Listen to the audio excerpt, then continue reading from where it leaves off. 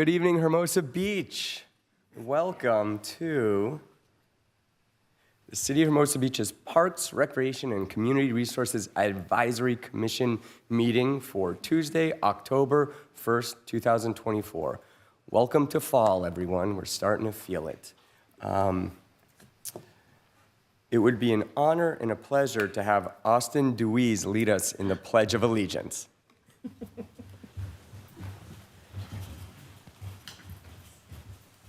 Allegiance to the flag of the United States of America and to the republic for which it stands, one nation, under God, indivisible, with liberty and justice for all. Thank you, Austin. Okay, roll call, please. Commissioner Maroney. Me? Here. Commissioner Horowitz. Here. Commissioner Ellman. Here. Vice Chair Pizer-Maines. Present. Chair Lang. Present. You have a quorum. Thank you. We'll start with announcements, and we'll start to my left with Tom. I have none. Thank you.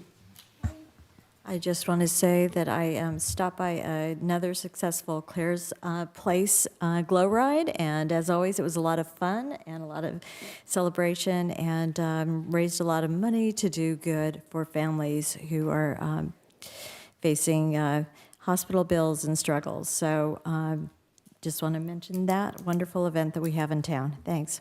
Thank you. Tracy? Yeah, I would like to let you know that the Women's Club of Hermosa Beach is having a pancake breakfast on October 27th. It's a Sunday from 8 to 11:30 at the Kiwanis Club. It's $15. Kids under 5 eat free. You can pay at the door or visit the women's, I guess their Zelle is womensclubhermosabeach@gmail.com, but you can visit their website. And I want to thank them for the syrup that they gave us. That was very nice. And it says yum, so I'm sure it's delicious. Thank you, Tracy. Barb? A few things. One, I'd like to acknowledge that October 27th is Tracy's birthday. If she's able to make it, please stop by and wish her a happy birthday. Let's see, tomorrow night at the Clark Building, we will have an open house to share information about our new renovation at the Clark Building from 5 to 6:30. Would love if people could come by. Also, tomorrow morning from 9 to 11 at Trader Joe's is Coffee with a Cop. Always fun. Talk to the guys and the girls. October 25th, Friday, is movie night at the Civic Center. Our yearly movie Halloween is Carrie. Hope everybody will come. And then October 29th, Parks and Rec and Public Works will have a joint meeting here, and we will be discussing the Parks Master Plan. Thank you. Thank you, Barb. I just have a couple of announcements. I want to compliment the Chamber of Commerce and thank everybody who showed up for the second annual Oktoberfest. It was a blast. Also, I want to recognize and thank all 37 6th, 7th, and 8th graders that tried out for the Hermosa Valley Surf Team. Results will be posted tomorrow. Good job, guys and girls. And I had the privilege of doing a ride-along with Officer Juarez with the Hermosa Beach Police Department a couple of weeks ago, and compliments to the police department staff for their speed and professionalism while keeping our community safe. And I want to echo Chief LeBaron's statement from the last city council meetings. We are on a 2-year trend of crime going down. So thank you to everybody. I want people to know that the city of Hermosa Beach is in good hands. Other than that, we'll move on to presentations.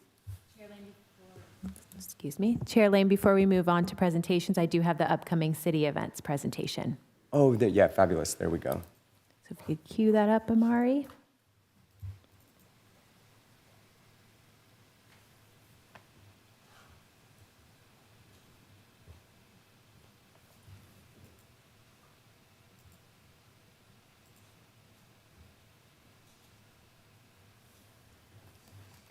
Okay, so good evening, Chair, Vice Chair, and Commissioners. On this slide before you, we have the permitted events in the month of October, which include the beach tennis tournament this Saturday and Sunday, and the last weekend of October, the Frosty Olympics south of the pier on Saturday, October 12th, the Walk to End Alzheimer's on Sunday, October 13th on Pier Plaza and the Strand north of the pier, the Pumpkins in the Park at Edith Rodaway Park on Saturday, October 19th, the Skechers Peer-to-Peer Friendship Walk, which begins at the Manhattan Beach Pier and goes to the Hermosa Beach Pier and back on Sunday, October 20th, and the AAU Southern Grand Prix Series on Saturday, October 26th. Next slide. As Commissioner Elman shared, we will be hosting our annual community movie night screening of the film Carrie on Friday, October 25th. The event is going to begin with a pre-prom party with live music provided by the South Bay Music Connection, so prom attire is encouraged. And then we will have a showcase of the filming locations presented in the Hermosa Beach Museum and food and beverages from Leadership Hermosa. The activities kick off at 6:30 p.m. and the screening begins at 8 p.m. and tickets are $10. Next slide. Our October excursion will take place this Sunday, October 8th, and will include a tour of sweet shops, cake spots, and bakeries through LA and lunch at the Historic Inn. We are only accepting a wait list at this point for this trip, but encourage those interested to still sign up for the wait list at hermosabeach.gov/recreation should any spots become available this week. Next slide. On this last slide here, we do have the productions taking place in our theaters at the Hermosa Beach Community Center. So for more details on these productions and ticket information, one can visit our upcoming productions flyer, which is available each month at hermosabeach.gov/theater. And that concludes the upcoming city events presentation.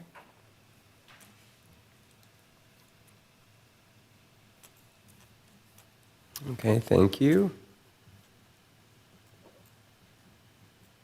And then presentations? Yes. So next, for a presentation, this section of the agenda, we are starting it with Al Lau from AVP, who is going to present the post-event presentation for the AVP Junior National Championships, which took place this last July, and he is joining us virtually.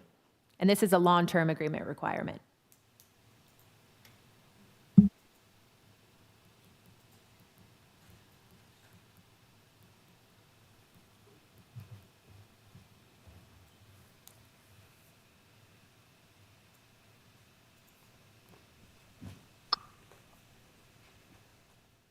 Hello, everybody. Sorry I wasn't able to be there in person as I just returned from our AVP event this past weekend.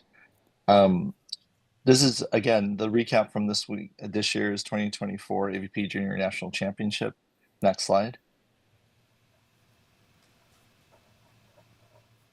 This slide just recaps our schedule for the event, both the load-in, the event itself, and the AVP loadout. Next slide.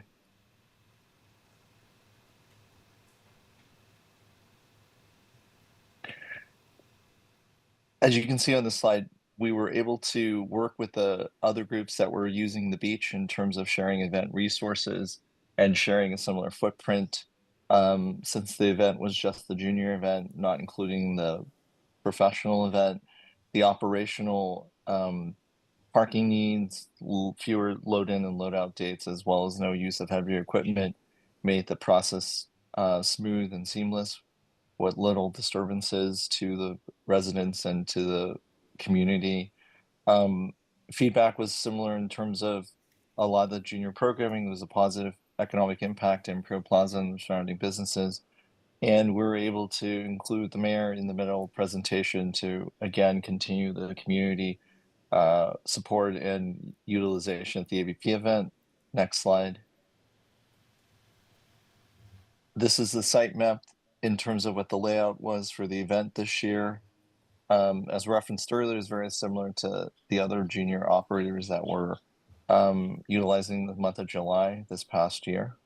Next slide. Quick fact recap in terms of this year's championship. You can see the number of athletes, the time of day, the number of spectators. Of note, 57% of the participants and their families came to Hermosa for the AVP event. Next slide. As referenced earlier, 57% of the participants were from out of state.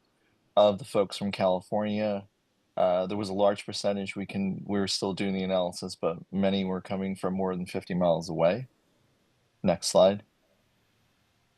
And as part of being part of the AVP, the story about the national championships, obviously you can see got picked up by the Register in Orange County, as well as in Hawaii for one of the teams that participated who had come from the islands. Next slide. Again, the team here, we're all excited about what we were able to do last year, and hopefully we can continue to work with the city. Next slide, which is the conclusion. Again, thank you for having us again this year. And again, it was a great event from our perspective, and hopefully it was shared by those involved as well as the city. Awesome. Thank you very much, Al. Any commissioner comments? No?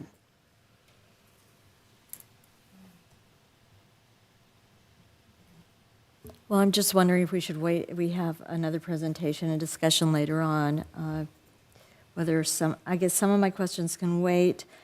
I was just wondering in terms of the economic impact, do you partner with the chamber on that, or is there going to be any sort of, report on, kind of economic spending, what resulted from the event? Yeah, I think in past conversations, not only with the commission, but as well as with council, none of the groups have actually formally engaged an entity to do, formal measurement that has been shared by some of the other groups in different meetings. A lot of this is based on conversations with the chambers, both this year and past years. I think we as a group collectively should have a conversation about what is the best way to kind of measure economic impact. There's agencies, but again, none of the groups have. So in general, a lot of this information, similar to the other groups, are based on conversations with the chamber and feedback from within the community. Okay, thank you. And where are we at? So this is part of your LTA. I imagine because we have a new application, this is the final year then of this LTA? Or how does that work? We'll definitely be getting into that later on Okay, in the agenda okay. when we discuss the new long-term agreement from AVP, Okay. but their agreement was only for 2024 in the Right. junior tournament, so Okay, it has that's what I thought. Okay. expired. Okay, thank you. Tracy? Thanks for the presentation, Al. I just had one question. In terms of attendance and the 383 teams, how does that compare year over year? Are you growing? Is it the same as last year? Was it more or less? Oh, great question. It's actually, the event's continued to grow and grow. So when we first started the event as part of supporting the professional event, we had probably a third of the number of teams that we had this year. But in reality, the number of teams that participated this year was actually fewer than the previous year in 2023. And I think has been shared in different meetings, again, both with commission as well as council. There's always, depending on which date you get and depending how long kids are able to participate, there's always expected a little attrition in terms of a lower number. But we were happy considering when we ran the event in terms of participation. And like I said, compared to previous years, it's slightly less, but it was still a meaningful audience and we were happy. Okay, great. Thank you. Commissioner Barb? Horowitz, I could follow up with a little bit more information that I think would expand on what Al was saying. The dates that AVP had this year were the end of July versus just wanted to make sure the commission knew Yeah, I was that aware versus of the early to mid the end of July dates, which is why I was curious. Yeah. In terms of the participation, whether it was equal to previous years, if it had grown, if it impacted the participation at all. Got it. Thank you. So, thank you. Okay, Al, thank you very much. We'll see you later this evening. Thank you. On to our next presentation. Next, we have Rabbi Lisbon for the Community Hanukkah celebration, and it's the pre-event presentation, which is required per its long-term agreement.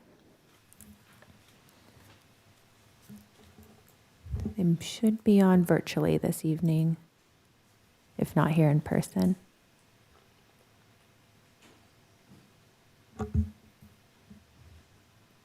We're not seeing Rabbi Lisbon on Zoom. Okay, we will go ahead. If I may, it is the first night of Rosh Hashanah tonight. Okay. So I'm guessing that's why he may not be available. Okay. We'll go ahead and move on to the next presentation from Amy Guy with the Skechers Peer-to-Peer Friendship Walk. It's the pre-event presentation per the long-term agreement requirement. Hi, everybody. Do I need to turn this on, or can you hear me? You're pretty close, so you can probably hear me. I'm Amy Guy Trell. I'm actually a resident of Hermosa Beach, and so it's exciting to be here. I've only been on virtually before. I'm the Director of Development and Events at the Skechers Foundation, and this is my third walk that I've managed.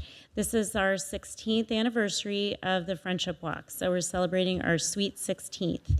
And we're really excited. First of all, I want to say thank you for the long-term agreement opportunity. It's really helpful because when the agreement is due in October, it's at the height of the work that we're doing to get the walk ready. So I'm deeply appreciative that I don't have to fill out the documents right now.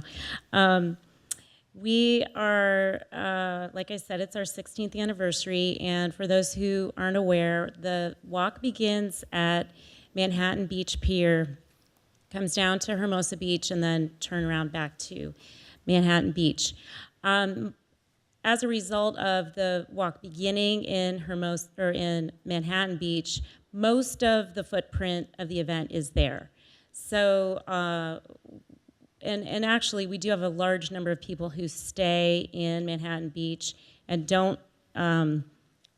don't all come down here. We estimate we have about 7,000 to 10,000 people who attend the walk every year.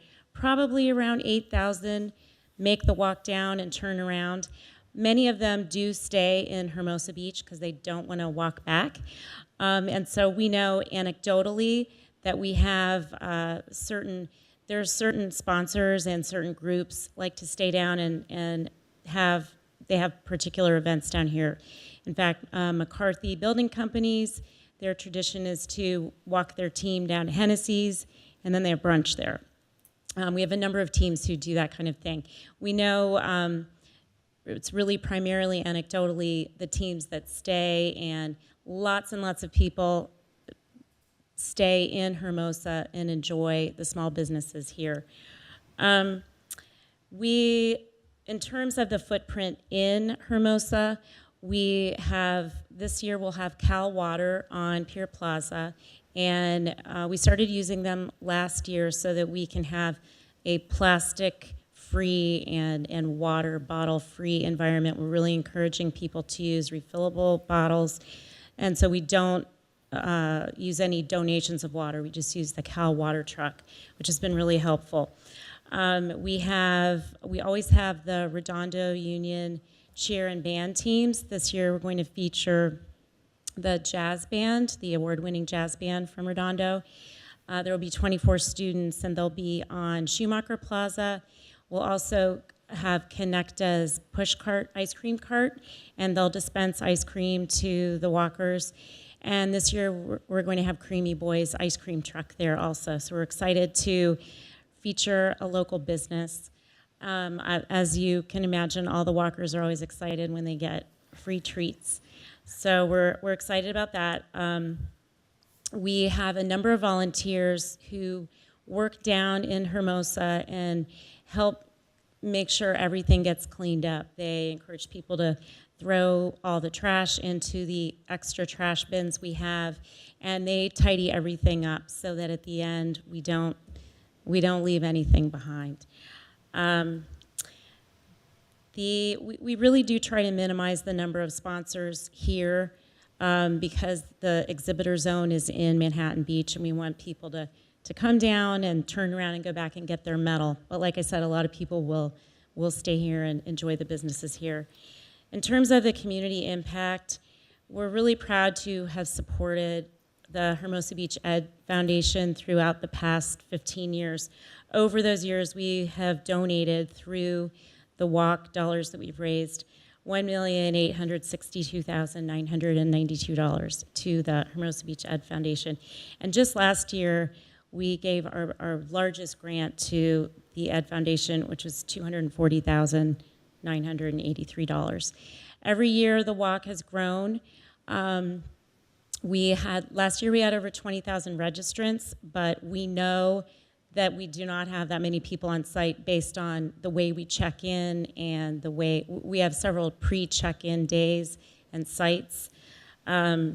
We are confident that this year will be even bigger. We raise more money every year. 76% of the money we raise comes from sponsors. So we work throughout the year to engage as many sponsors as we can. We know that the small businesses are not always able to sponsor, so we work with them to try to combine with other businesses and potentially have an exhibitor booth if they'd like. But we also encourage them to have walk teams. I know last year Lisa helped spearhead a Hermosa Beach walk team, which is great. We're really appreciative of the support.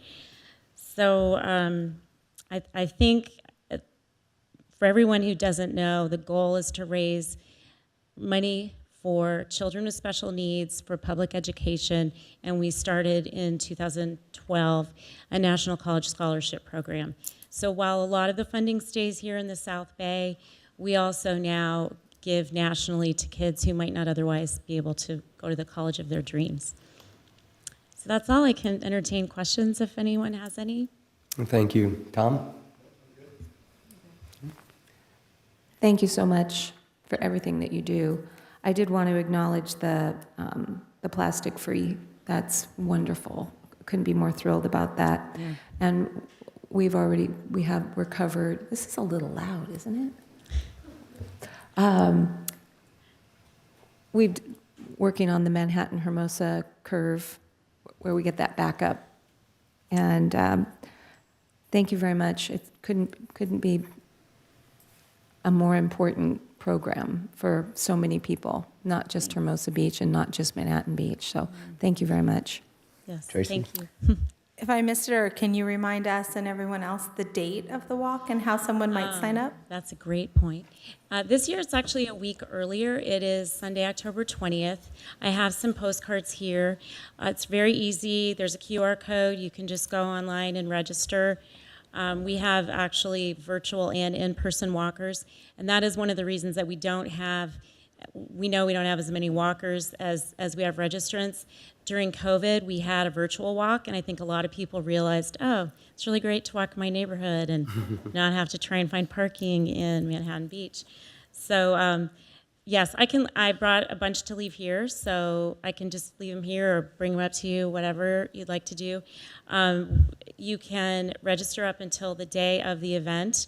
It's $35 at the site, but it's $30 before the day of the event, and all of the $30 registrant fees go straight back to the school. So all the money that's raised by the schools is guaranteed funding for those schools. Awesome. Thank you very much. Great. You can All right, leave those thanks. flyers Okay, right just there. right here? And then we appreciate all the support. You guys, your event is one of the more highly anticipated events, and we appreciate it. In 16 years, wow. I know. Yeah, good job. Thank you for all Thank the you. support. Appreciate it. Okay, moving on to flow ride presentation, please. Yes, so this is the post-event presentation, and this is a fee waiver grant requirement. And we should have Melissa Yeager on the line for the presentation virtually.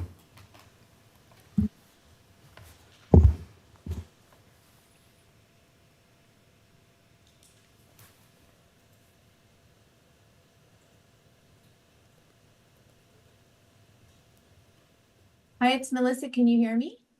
Yes, we can hear you. Success. I'm really sorry that I can't be there in person. We've been exposed to COVID, so I figured I would keep my germs here at home, but I just appreciate all of you and everything that you do. I feel like a very small potato going after the Skechers walk presentation. But we had a really successful 10th annual Glow Ride for Cystic Fibrosis, and I love the shout out that we got at the beginning of the meeting. Thank you so much, Commissioner. This is the first year that we worked with Brian Salsa, and I just want to give him a shout out because he was so patient and so understanding. And we are a very small organization. We are 2 people and an amazing board of directors, but he was just very patient with me. And I just want to give him a little shout out for doing such a great job helping us getting this organized. I'd first, of course, like to thank you for the fee waiver grant that you afforded us this year. It makes a huge difference for a small nonprofit like ours, where every dollar counts. And I know 100% that there are many deserving organizations that you have to, choose between. So your support means a great deal to us. Let's see. We had a lot of wonderful community support this year. We have, Hermosa Cyclery provides the bicycles for our ride. We had the Baked Bear. They brought ice cream sandwiches for our participants, which was really, really fun. Everybody loved it. It was right there in Shoemaker Plaza, as you don't know. And do I need to go over what Claire's Place Foundation is, or are you guys already all up to speed? You know what? You feel free to give the audience at home a quick snapshot of your organization. Thank you. Oh, sure, absolutely. So we were started by my daughter, Claire Wineland. She was a local South Bay resident. She, graduated from Redondo Union High School, and she lived with cystic fibrosis. She was an advocate. She was she raised a lot of awareness on a global level. She inspired the movie 5 Feet Apart, which was the first major motion picture about cystic fibrosis, young adults with cystic fibrosis. She did a whole bunch for the community, but the thing that, gave her life so much meaning that she was so proud of is that she started Claire's Place Foundation when she was just 13 years old. And we provide extended hospital stay grants to support families who are in an extended hospital stay of at least 14 consecutive days. We also have a Work Proudly program, but the Glow Ride for Cystic Fibrosis specifically supports the extended hospital stay grant program. And that is by far our most sought after program at Claire's Place Foundation. And we support the family by paying their rent or their mortgage, their monthly bills, so that they can stay with their child in the hospital and focus on what's really important, getting their child well and being there to listen to all the doctors and the things that happen when some parents have to go to work. So we try to just take a little bit of that financial stress off the family. So since my daughter passed, sadly, in 2018, local resident Massimo Armato, you might know his mother, previous mayor Stacy Armato, who I just adore, has been serving as our CF ambassador. This year, we had the honor of presenting him with our Clarity Award for his ongoing dedication to raising awareness for cystic fibrosis. He is such a wonderful, I just adore this kid. He's been coming to the Glow Ride since he was, I think, less than 1 year old. I think he came to one of the very first ones in his stroller. So it's really special to have him as our local ambassador. We had Hermosa Beach Mayor Francois present him with the award, and then Massimo gave the most heartfelt acceptance speech after receiving the award and before the ride kicked off. I sent the video to all of the commissioners because we weren't able to play it tonight, unfortunately, but I know you don't have a whole bunch of time, but it's a special moment because for him, it meant so much. He had a lot of schoolmates and soccer friends and a lot of people in the community came out to support him. So I would encourage you to watch. It's just a really special moment. Let's see, we got some wonderful media coverage, and I apologize for not having a PowerPoint. This is the first time that we've received the fee waiver grant, so I wasn't for sure what to expect. Next time, if we get it again, I'll be more prepared and have a really beautiful PowerPoint presentation and some more pictures for you, but this is just going to be a verbal update. We did get some wonderful media coverage. I was a guest on Good Day LA Plus with Sandra Indo, who is a local resident, and she also was the MC of our event. I was able to share about beautiful Hermosa Beach and how we've been doing this event for 10 years, and it's turned into such a special event for the community. So that was something I really loved about this year. Let's see, Vertex Pharmaceuticals, whose groundbreaking medications are literally changing the lives of people living with cystic fibrosis. They were our title sponsor this year. So their involvement was a significant highlight because there were some of the scientists that were involved in creating this new medication, Trikafta, which is giving people literally a normal lifespan living with cystic fibrosis. It's a total game changer. So that was really special for them to be our title sponsor this year. The event raised $65,793 with a net income after expenses of $55,214.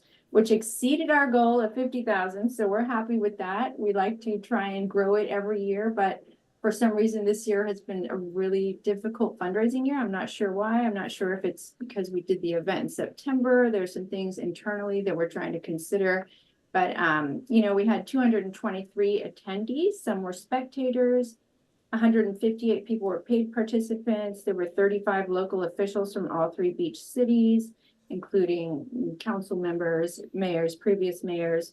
We also had 30 volunteers from National Charity League West Side Chapter, National League of Young Men South Bay, and USC's 180-degree consulting that were there helping us as volunteers to do crowd control. We know it was really important to keep our participants off of the Strand, so I felt like, that was really wonderful to have so many volunteers to help with crowd control. We usually start our ride right at Shoemaker Plaza, so we have a big start line and, photographs and all this stuff, but with the mandated walk zone, we moved everybody down to 14th Street. They walked through the barricade and they were able to start the ride from there. So that was new for us, but at first I was a little concerned about it, but I think it went fine and everybody understands that, safety first. And of course, we respect that new walk zone. So that was something new for us. After the Glow Ride this year, we offered a silent disco to our participants. So everybody enjoyed it. It was a wonderful way to cap off the night and to celebrate our 10th anniversary. And there were 0 noise complaints because it was silent. So that was really fun. Overall, it was an evening where joy and purpose really came together, and we're excited to look forward to 2025. And I'm happy to answer any questions. Thank you very much. Any commission comments? No? I was down there at the very beginning and then later on in the evening, and you are right. The silent disco added a little bit to the evening, and again, another excellent fundraiser. And you're right, Massimo can steal anybody's heart. Yeah. Yes, absolutely. Thank you for attending. Well, I just want to congratulate you on 10 years of service to the community. I actually remember when your organization came to Parks and Rec 10 years ago, and it was one of the first events that I had the privilege and honor of approving. So keep up the good work. Looking forward to another 10 years. Oh, thank you so much. That means a lot to me. I really appreciate that. Looking forward to it. I hope everybody feels better. Thank you. Yes, thank you. Okay, moving on to Community Resource Director report, please.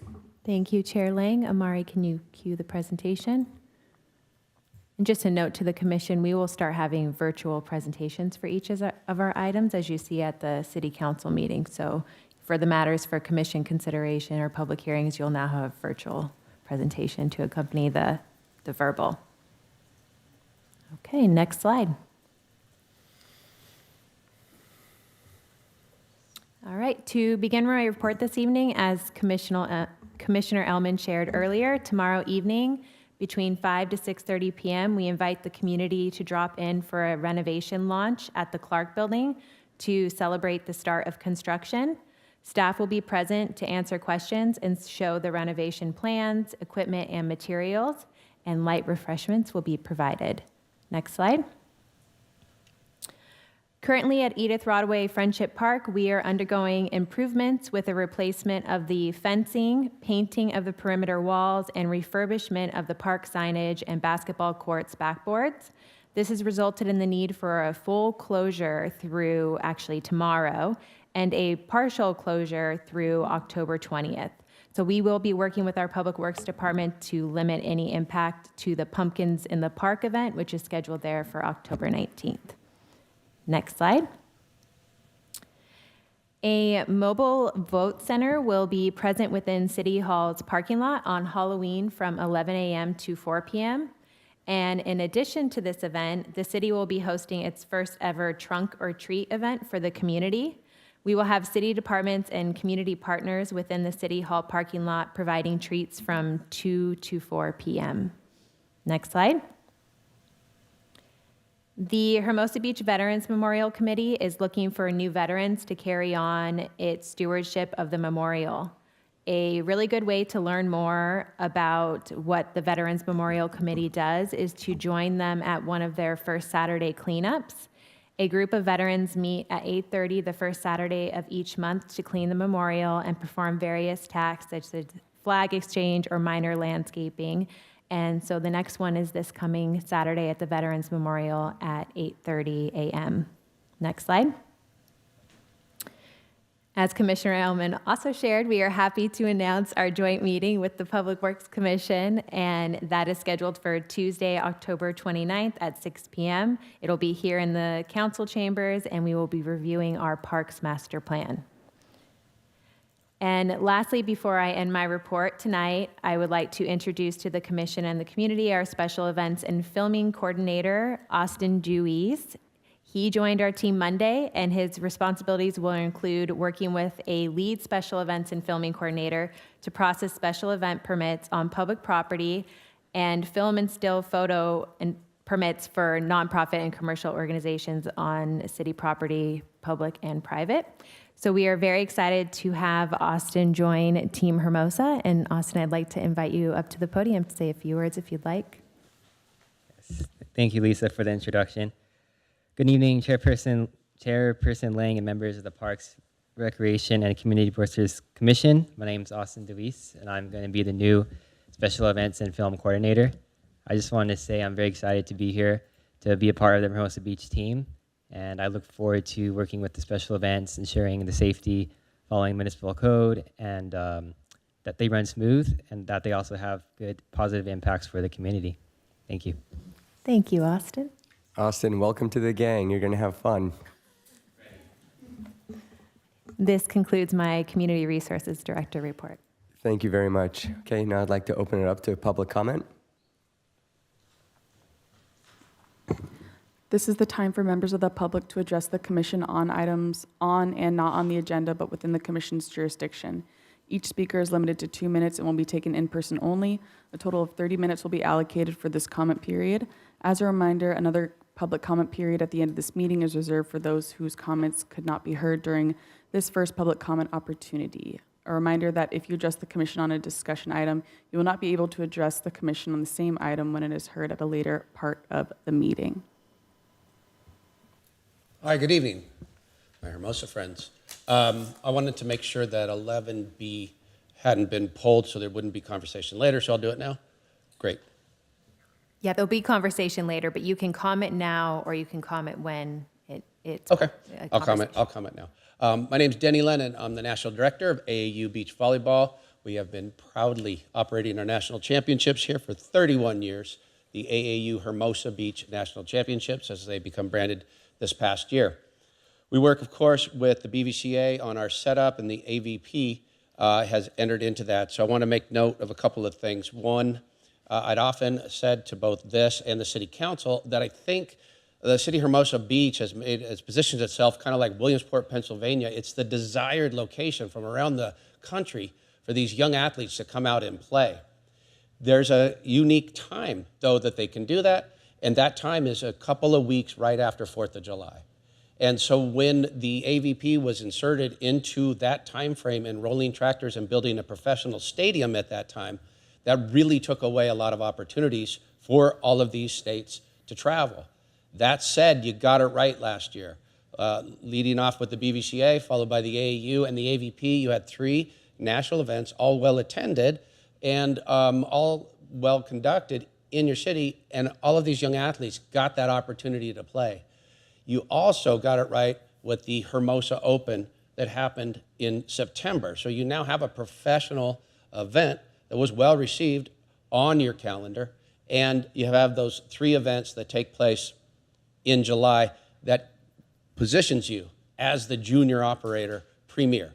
That said, I would like to lobby on behalf of ourselves that we've been here for 30 plus years. We kind of created this mess, but we didn't make the one that was really exasperated by having to build a professional stadium during the time when the juniors can play. So I would like to both lobby for the AVP to find another month like June to do their pro event, and also to try to keep a consistent date to allow parents and marketing to happen and that whole travel to be arranged. So I'll be around if you want to ask any questions later. All right, thank you, everybody. Thank you.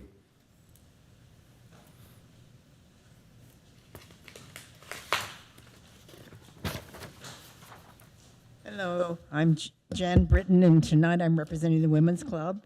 And thank you for the previous announcements. They always say you announce it 3 times so someone remembers it, so you guys helped me on that. And yes, we are having our annual pancake breakfast. This is a fundraiser, and it's a really fun event for families and raises a lot of money. And our money goes back to the community, mainly to scholarships or some of our other nonprofit programs that need help. And we're glad you like the syrup. We try to give you something new every year. And we also have been asked about gluten-free. We're not sure if we'll have gluten-free pancakes, but you do have a choice of eggs and fruit and other items there that are gluten-free. So we encourage you to come, and you have flyers. We hope you post and share these. Encourage people to come. It's a wonderful family event. Any questions? Thank you.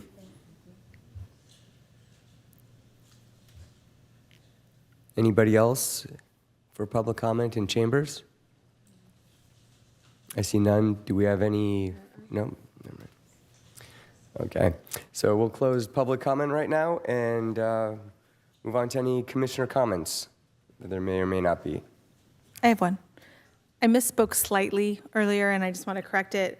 The first night of Rosh Hashanah is tomorrow, but if the rabbi is anything like me, he's already knee-deep in preparations. So I just wanted to correct that. Thank you. Anybody else? No? Okay. Oh, pardon me. Surprise. So I don't know how well these fit under commissioner comments, but I'm going to go for it anyway. Well, first off, after Director Nichols' presentation, I just wanted to find out when will a draft of the Parks Master Plan be posted and available for both us to prepare for the meeting and then also for the public to review? I don't have the exact date to share just yet, but we will definitely make sure it's shared on all the city's communication channels as to when it's going to be available. We're going to start advertising the meeting actually next week, beginning with next Monday. We're going to try to get it posted earlier than we usually do, which is the Thursday prior to the meeting, to give additional time to review the document. Okay, good, because I think that, extra time is an asset in this case, so that would be really great. And then I was just curious, because I was, in terms, I'll form this as an announcement. I was trying to watch the city council meeting and cannot access it on cable. So my question is are we on cable now tonight? Is it working again? Do we know? Because there was just a message up, and it was, and of course, I went to stream it on my computer, but it wasn't functioning. So if the city wasn't aware, I want to make everybody aware. No, thank you for that information, and we should be on all the channels listed in our agenda report for viewing the meeting, so that would include the cable channel. Thank you, Lisa. I have not heard otherwise, but Can I respond to that? Yeah. Sure. And that was at a meeting last night, and that, are you talking about Spectrum Channel 8? Yes. It's my understanding that there is a piece of equipment that we are waiting for Spectrum to get, because the way that's streamed is a very old piece of equipment, and someone bought it online, and it should be up and running soon, but there was no date given last night by the city manager. Okay. Correct. All right, so And then, Chair, if I may, that is why there are numerous options for residents and members of the public to view it. If anyone has any questions or concerns, staff is always open to help them. I understand people may have gotten into the habit of the cable channel. Totally get that. Let us know. Reach out to us, and we'll help you during these times of technical difficulties. Right. For just other people that maybe have difficulty maneuvering around, but options are always great.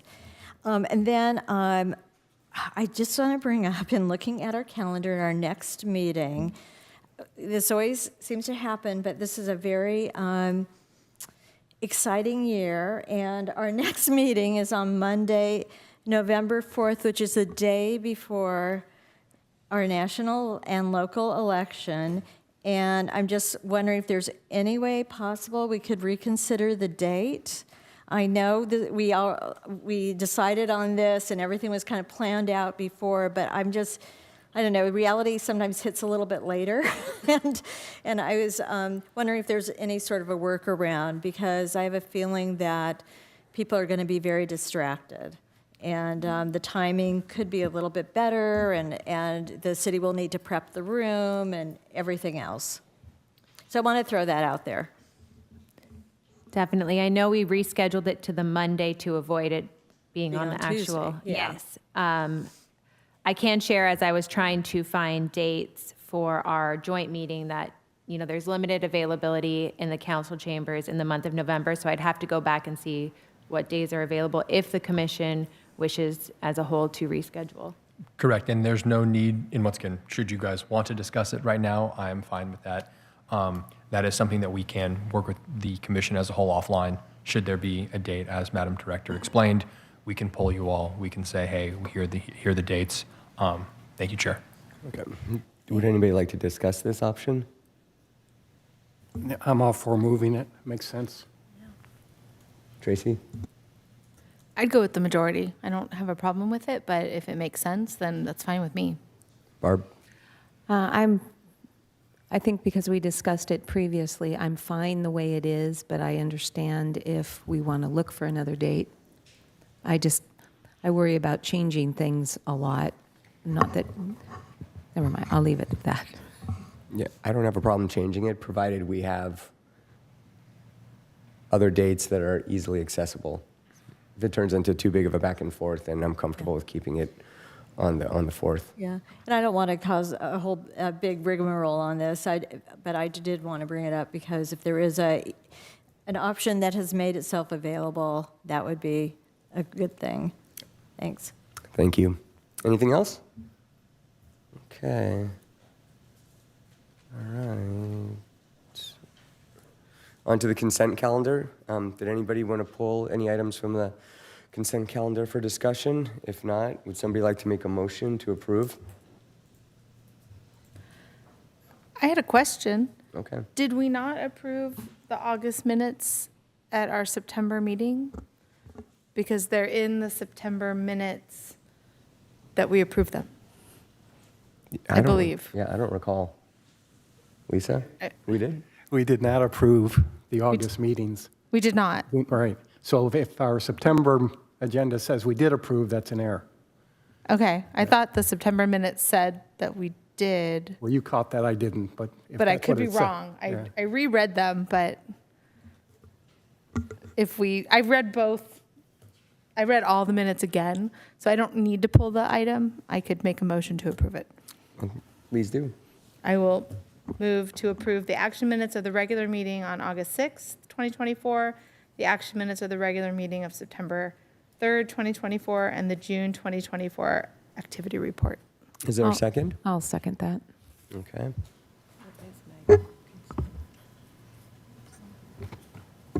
Chair Lang, Yes. Vice Chair Pizer Maines, Yes. Commissioner Ellman, Yes. Commissioner Maroney, Yes. Commissioner Horowitz. Yes. Motion carries. Thank you very much. Okay, I see we don't have any public hearings. Now we'll move on to matters for commission consideration. Lisa? Brian will be presenting the first matter for commission consideration.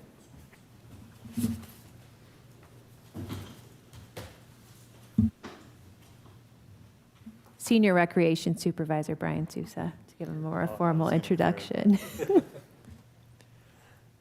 All right, good evening, Chair Lang, members of the Parks, Recreation, and Community Resources Advisory Commission. Brian Sousa, Senior Recreation Supervisor, on behalf of staff, recommends the Parks, Recreation, and Community Resources Advisory Commission approve the inclusion of the following 12 returning Impact Level 2 special events on the 2025 special events calendar as proposed in the staff report. Next slide, please.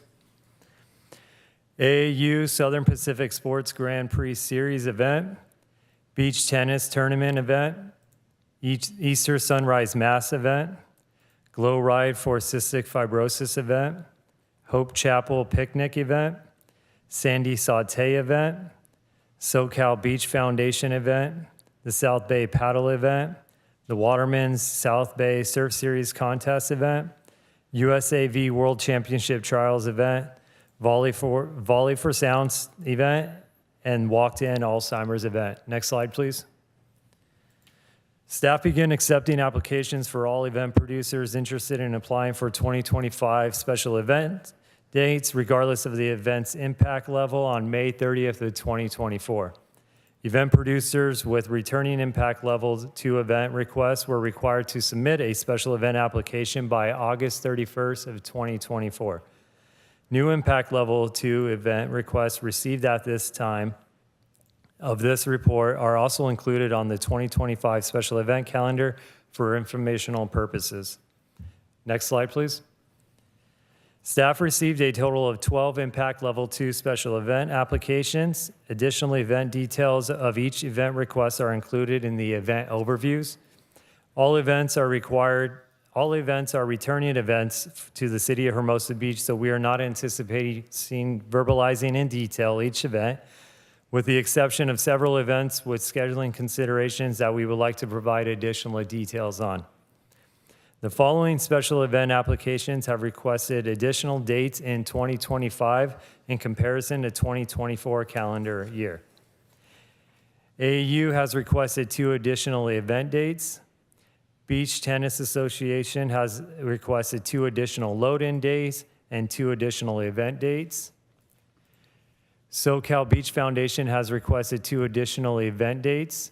Staff would also like to note one of the additional event dates requested, Saturday, September 27th of 2025, was not included on the tentative special event calendar, which is attachment 2 of your staff report.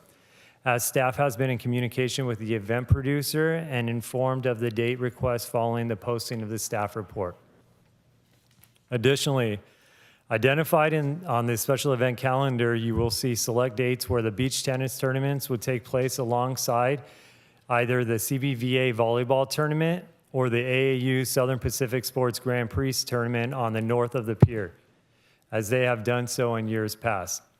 Staff has reviewed the dates with each organization and received confirmation that the events will not impede on each other's event footprint or interfere with each other's event experience, and staff does not anticipate any negative impacts of both events taking place simultaneously on the north of the pier.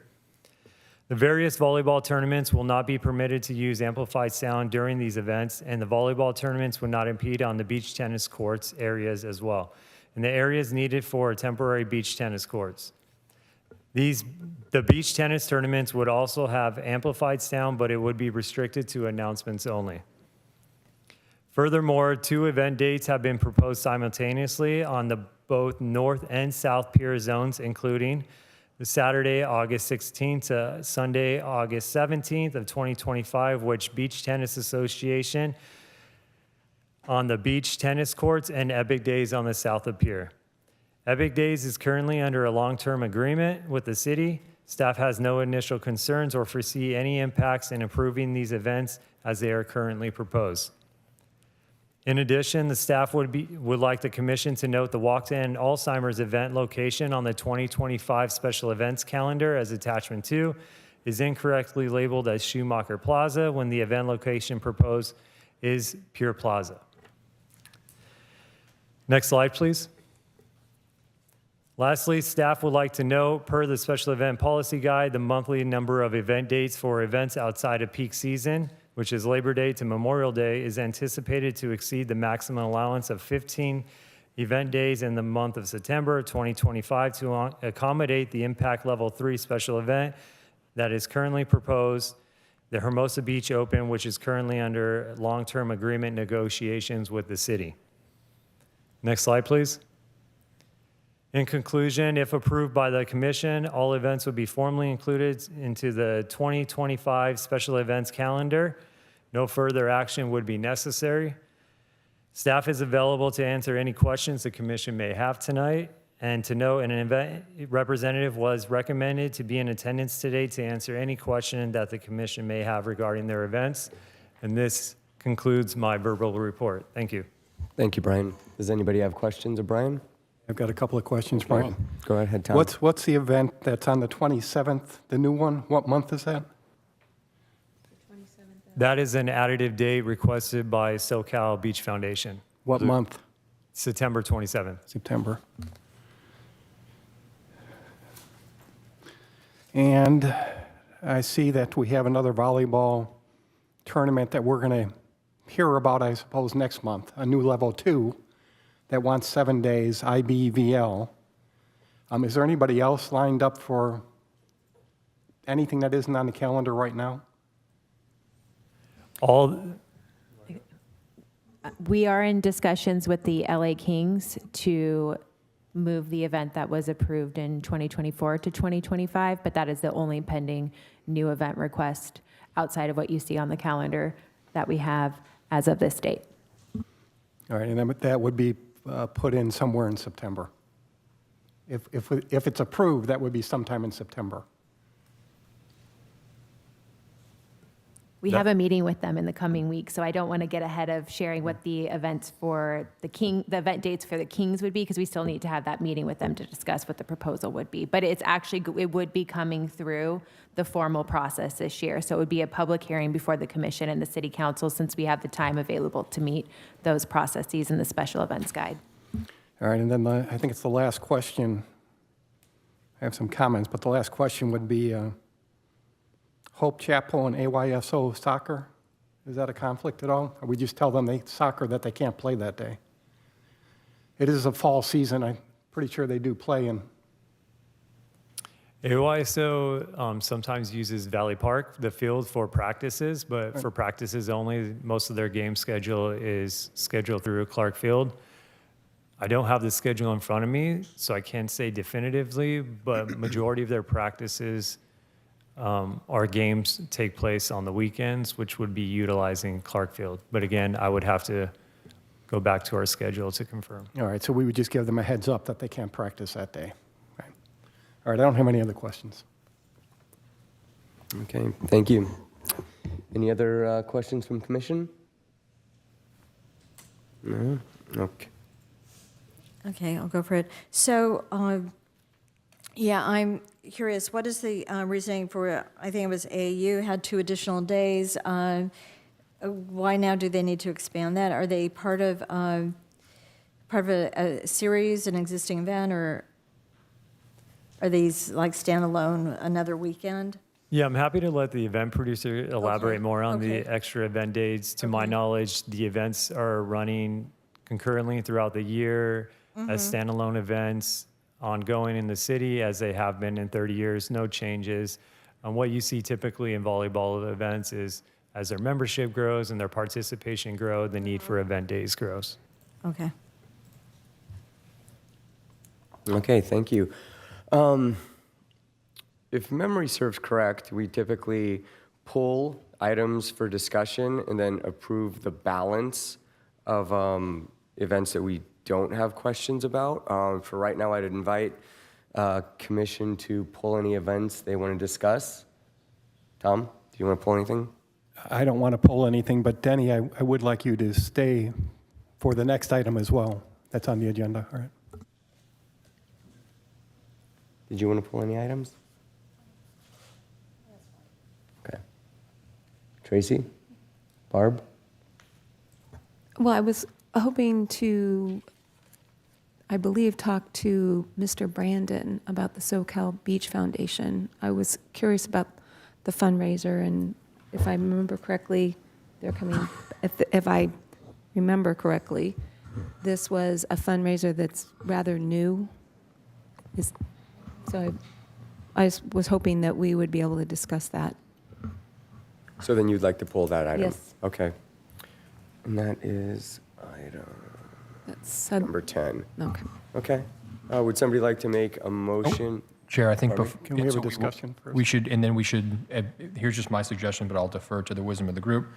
So with the other, counting them up, the remaining, probably do want to open up to public comment in case there's any member of the public who is going to dissuade you all and say pull it. And then after that, we can approve that, and then we can go on to number 10 as Madam Commissioner Elman. Thank you very much. Now we'd like to open it to public comment for anybody to discuss any of the level 2 items we are discussing for approval. No? Okay. Doesn't look like we have public or anybody to discuss the items, so. Yeah, good. Yeah, I do. You do. I do want to discuss it. No, we're public comment. All right, we're still in public. Anybody here? We are. Oh, okay. Almost missed you. Hi, I'm David Brendan. So I don't know if my SoCal Beach Foundation item got pulled yet, or if we're talking about now or later. It just got pulled, so we'll bring you back up. Okay, awesome. Thank you. Chair, since it is an agenda item, we do want to confirm if we have anyone in Zoom with their hand up. We don't see anyone on Zoom at the moment. Perfect. Okay. Thank you. Thank you, Mr. Chair. Thank you. So public comment is now closed. We'll bring it back to commission for discussion. Tom, you said you had something to say? Yeah, I do. First, Brian, I want to commend you because most of the questions I had you had answered. So, good job on the report. I also wanted to commend you because there is a difference between the written staff report and what you presented tonight. I'm a little uneasy in the written staff report where we refer to the 15-day limit as an optimal number as opposed to a maximum number that requires some sort of exception. I know there's we don't all agree on that, but I read the policy as a maximum number, and then either you can recommend an exception or we can just do an exception. In September, we're over the limits. I've looked at the calendar. Because most of the dates are double booked, to get us to 17, there really isn't anything we could pull off the calendar to get us under 17, especially since the city's already committed to do a long-term agreement or to begin the negotiations for a long-term agreement with the Hermosa Open. So while it does exceed our limits, and I do believe those limits have meaning, I do believe an exception is warranted.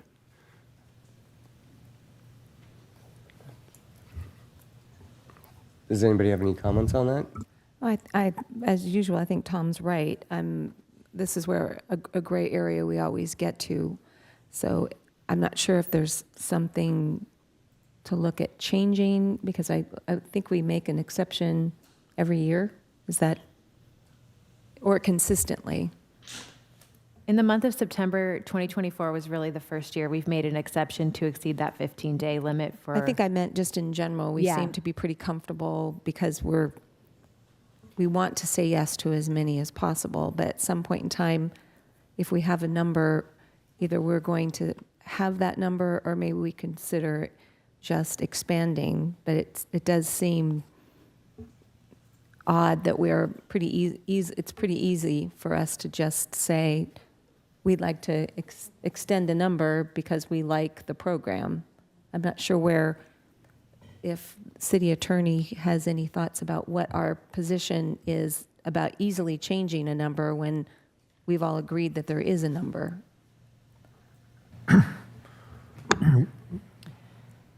You're good. And so, it really is, when you say easily, it's really up to your guys' discretion that the number as Commissioner did list earlier says what it does, but of course it's really up to you guys. Madam Director, if you have anything you wanted to add. I don't have anything more to add. Looking at our 2025 special event calendar, really almost every weekend is booked up except for January and February, like the first 2 months of the year and the last 2 months of the year. There's few weekends in each month where we're not already having 2 events per day. So unless we had events that were interested in the weekdays, there's little room to accommodate many more additional requests. I was on the special event subcommittee, and I thought, we were trying to do what's best for the city and also be flexible. But so I'm not sure where we go with this conversation, other to acknowledge that we feel it's okay to change a number because we like the group. I'm uneasy with the ease of which we choose to expand and not stick with the number. Well, Brian,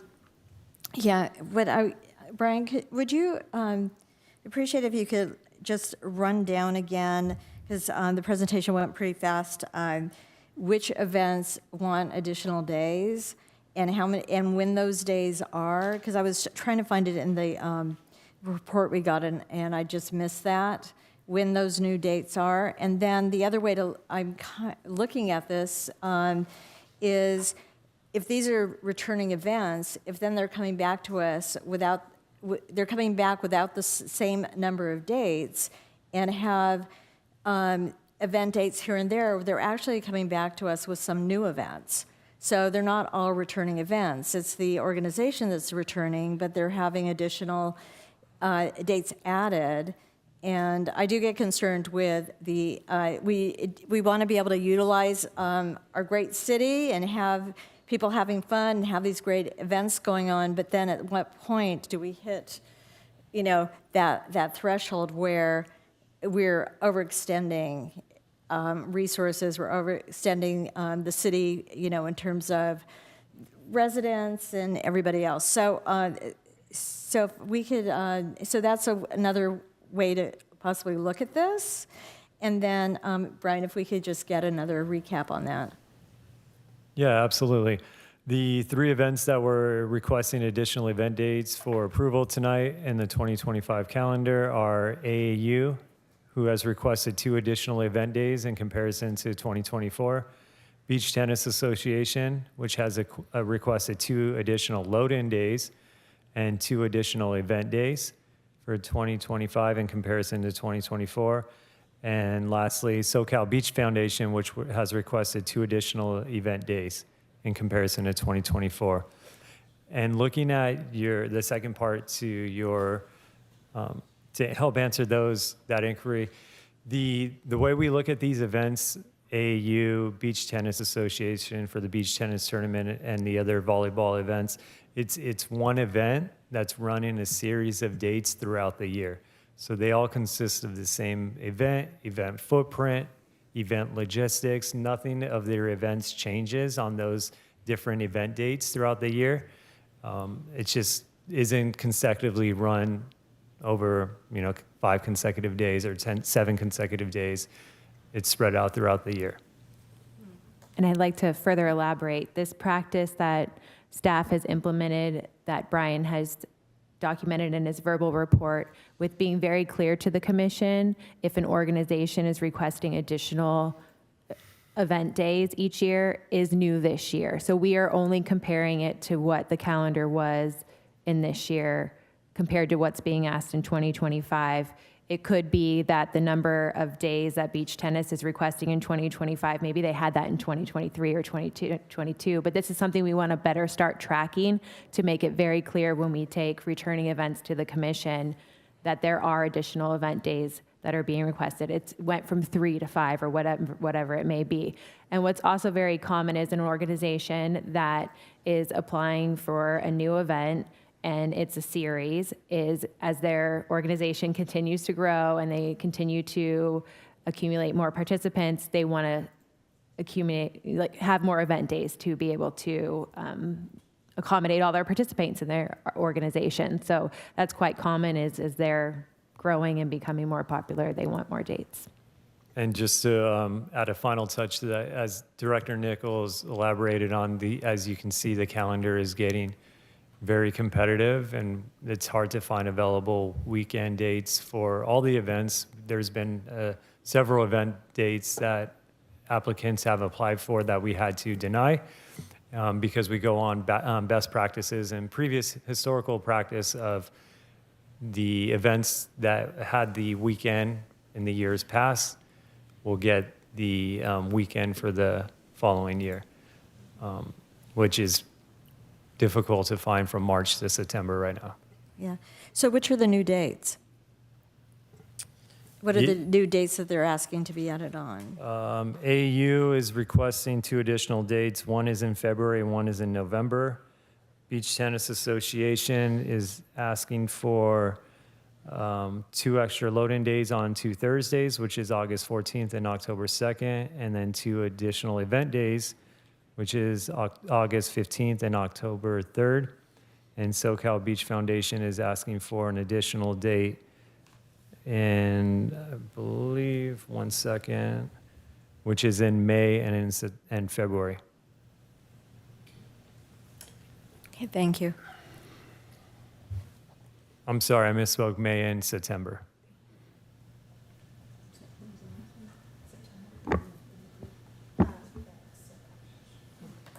September's becoming our new July. It really is. I was just going to share that what we've also seen over the past 2 years, from 2023 on, is that before we looked at our peak season as Memorial Day to Labor Day, it's really starting now in April and ending in September. So that might be something for the commission to consider in a discussion, is maybe we change what we consider to be our peak season. Is that And- something we're going and to have to those adopt limits. formally or hypothetically amongst us? Commission's welcome to have a discussion, and what we could do is we can, just for the commission to consider in their discussion, we could form a subcommittee to go back and look at those peak season limits, look at expanding it, and have that discussion with staff in the subcommittee to come back to form a recommendation on that. Well, I think that's a great idea, especially as our returning partners grow and get better. That was always our goal, is to strengthen our relationships with our returning partners in hopes that they grow their product, we have a better working relationship with them. So on a side note, possibly re-examining what peak season is, as well as re-examining those limits is something that we should do, but I think that's something for another time. Let's move forward with approving these level 2s. Are there any other questions? Yeah, I have a quick question. Can we get a list in the future of events that the staff has disapproved? Just so we know what's being presented to staff. Yeah, absolutely. Your list of the event dates or the events itself? Well, either. If certain dates have been rejected for... I'd say both. Right. And a justification why? Yeah, sure. Yeah, happy to do so. All right. And then just to make clear for anybody listening, which is probably nobody since the debate is on right now, we're only exceeding the limit by 2 days in 1 month. So we're not doing badly. And we're exceeding that with events that we would never, ever get rid of. Movies at the beach, concerts, the cleanup day, local 90254. So none of that's coming off the calendar. I mean, that's just the reality. I was just wondering, is there a list or a lot of events, or how many events do we usually come to us and get disapproved? Are there a lot that are kind of set aside that we can't accommodate?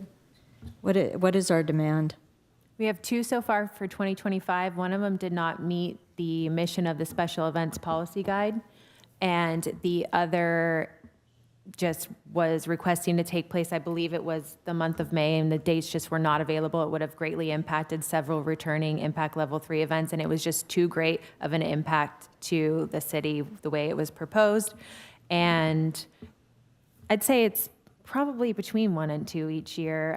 Our deadline is July 30th for the upcoming calendar year for new events, and we have those event approval findings that must be met in order for the community resources director to move an event forward that submits a late application. It has to be due to an unforeseen circumstance like a memorial service or a team victory celebration or a need for minimal advertising for the event, just due to the nature of the event.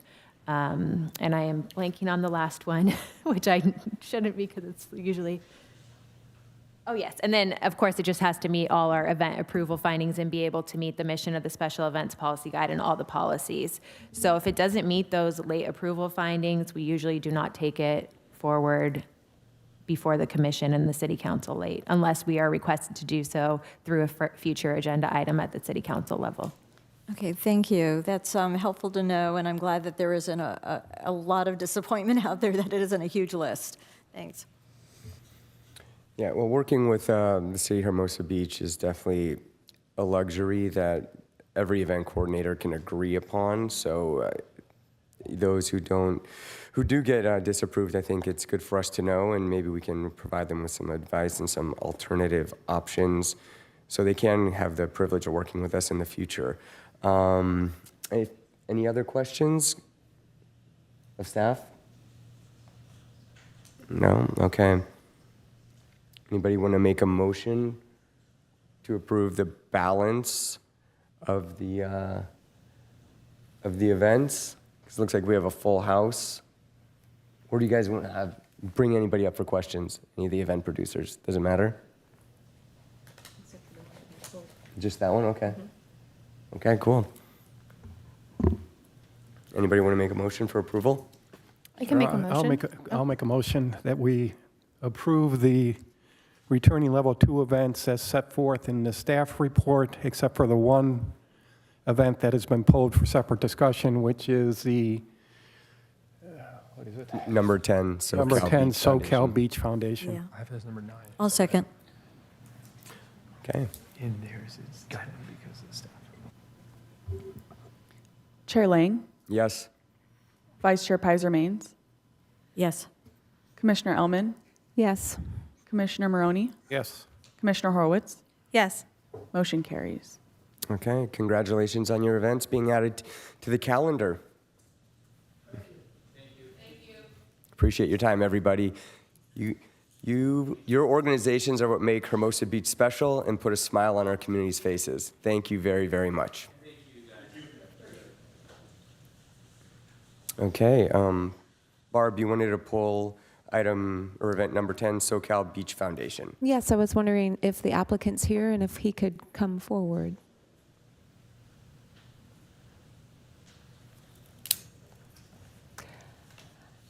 I was just wondering if you could share the purpose and how successful, if I remember correctly, you were trying to raise money for nets? Yes. Okay, I just appreciate an update. Cool. Yeah. Hello, my name is David Brandon. I'm part of the SoCal Beach Foundation with my sister. We've been here in Hermosa Beach for 2 years. Before the 2-year mark, we had 3 years before that where I was doing DB events is what it was called. We're raising other funds for different reasons. But point being is that SoCal Beach Foundation is working on fixing nets in Southern California and also in part working with cities to build beach volleyball like a foundation for interest and growing the sport as a whole. We run tournaments, 3 to 5, depending on the year, to raise funds and to grow interest in the sport. The tournaments in themselves raised roughly $2,000 to $3,000, in which we're able to use towards our goals. And how is that goal going? Do you have some successes you could share with the commission? Yes. Right now, we're working with the city of Hawthorne. What I have come to realize that there is a lot of red tape. I can't just more or less just donate money. And they're in communication with me and letting me know what they need rather than me going to them and telling them what I think they should do. So far, they just needed volleyball, so we've donated a lot of volleyballs to the city of Hawthorne to build interest in the sport and to grow it. And the next step I want to take with them is coaching. And I'm an amateur volleyball player, and so I want to take a lot of their kids and develop a program with them to take them to the beach and work with the city to get that all approved and so forth. So far, this is your second, you've had 2 years, this will be your third. Correct.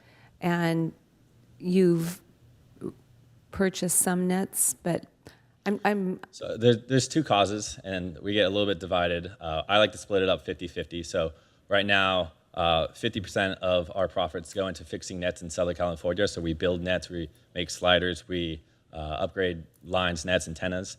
Roughly, that comes at a cost of about $1,000 per court. So it does not go very far in the grand scheme of things, but I think it's a step in the right direction of what we're trying to accomplish.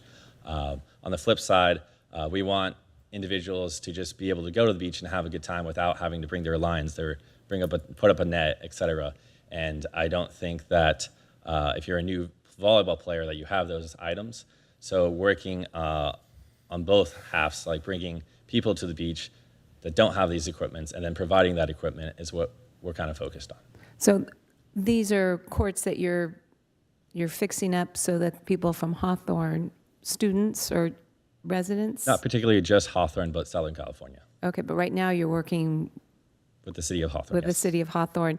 But that's to bring residents from Hawthorne to any beach or just Hermosa Beach? Any beach.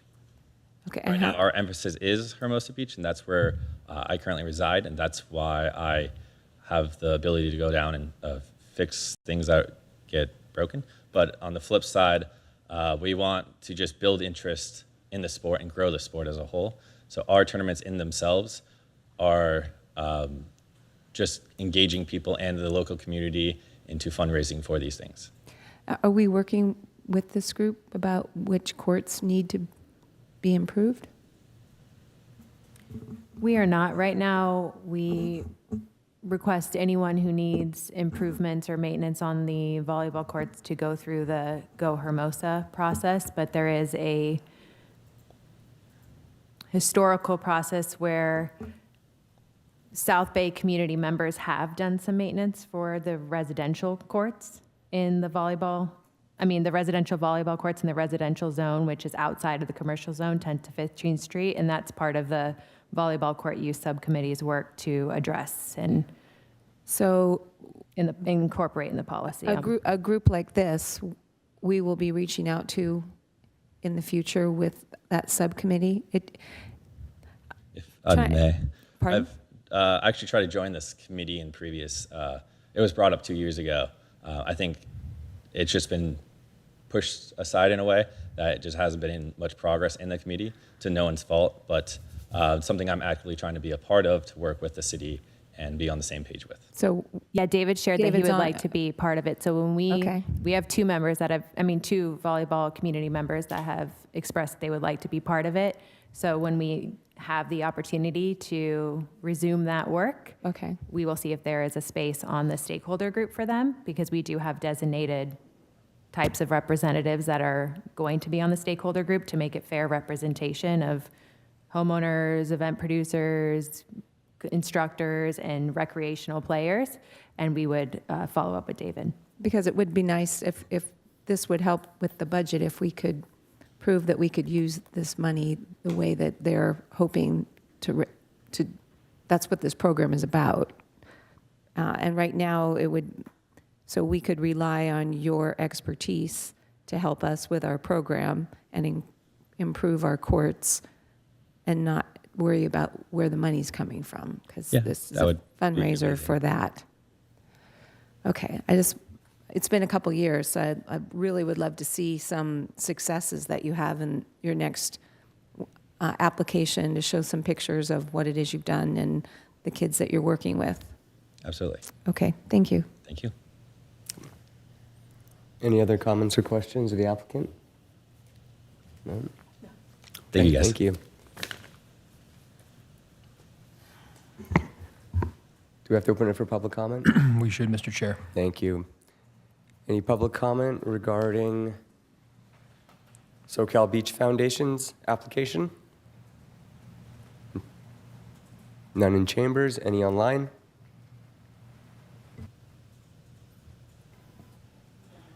No, okay, thank you. Public comments closed. Bring it back to commission for further discussion or a motion. I have one more question, maybe to staff. That extra date was September 27th. Correct. Is there any conflict with the locale 90254?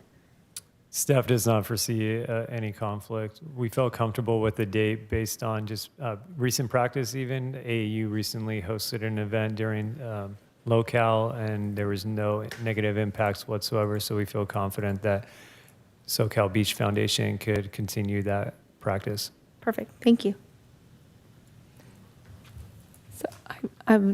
So I'm hoping that with this application for, I'm assuming in 2026, when they come back, that something would be attached to it to show the successes that this fundraiser is having?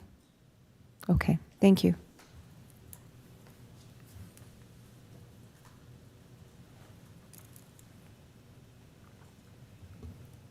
I'm happy to make a motion. And please do. Okay, I'd like to make a motion to approve SoCal Beach Foundation's Level 2 fundraiser on February 15th, March 16th, March 29th, and May 4th of '25.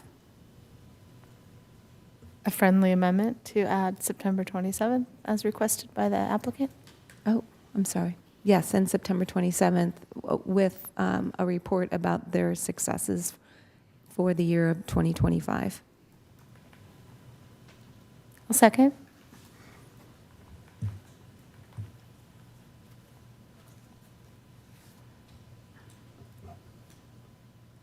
Chair Lang, Yes? Vice Chair Pizer Maines, Yes. Commissioner Ellman, Yes. Commissioner Maroney, Yes. Commissioner Horowitz. Yes. Motion carries. Thank you very much. Moving on to item 11B. Okay, this item is for the commission to consider a recommendation to City Council on whether or not to direct staff to enter into long-term agreement negotiations with AVP for its special events. And can we queue up? All right, next slide. Staff received 2 new long-term agreement applications from AVP for its Junior National Championships and the AVP Hermosa Beach Open. The Hermosa Beach Open would serve as a professional adult volleyball tournament. The applications are for dates in early to mid-July from 2025 through 2027. Next slide. Historically, AVP has held these 2 events in the early to mid-July timeframe, and historically, staff has received conflicting date requests from AVP and AAU and JVA BVCA for AAU and JVA BVCA's own national junior volleyball tournaments. Each organization prefers event dates in that early to mid-July timeframe, as it allows for the most amount of participation in its youth tournaments. Next slide. In 2023, in an attempt to address these ongoing conflicts each year, staff submitted a proposal to all 3 organizations that would allow each organization to hold its events in Hermosa Beach 2 out of the 3 calendar years between 2024 to 2026 within that preferred time frame of early to mid-July. And 1 out of those 3 years outside of the preferred time frame would their event be held.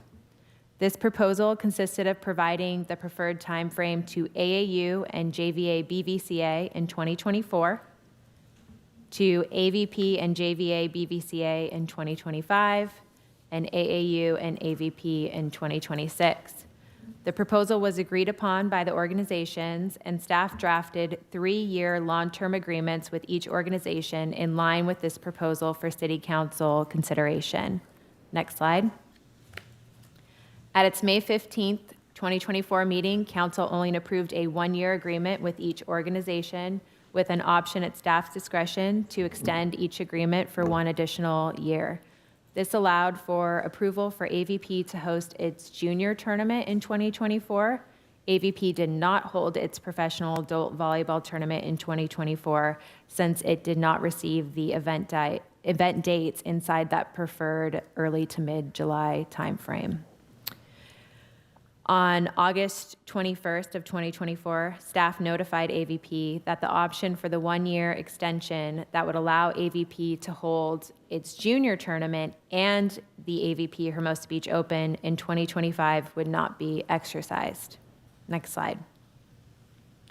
Staff did not exercise the 1-year extension due to receipt of a new LTA application on Tuesday, July 30th from Day at the Beach Events to host a professional adult volleyball tournament with the name the Hermosa Beach Open in 2025 through 2027 in the month of September. Day at the Beach did produce the Hermosa Beach Open in 2024. At its August 6th meeting, the commission recommended the commencement of LTA negotiations to City Council with Day at the Beach, and at its September 10th meeting, Council approved the commission's recommendation. Staff does not believe the possibility of having 2 Hermosa Beach Opens would be in the best interest of the community or those playing in such professional adult tournaments. 2 Hermosa Beach Opens may be in direct conflict with one another. It may lead to confusion for players and the public. It further impacts city resources with the increase in the amount of impact level 3 event days in a very impacted time frame. further impacts access to the beach and volleyball courts, and reduces the amount of available event dates for other types of events in a highly desirable time frame. Next slide.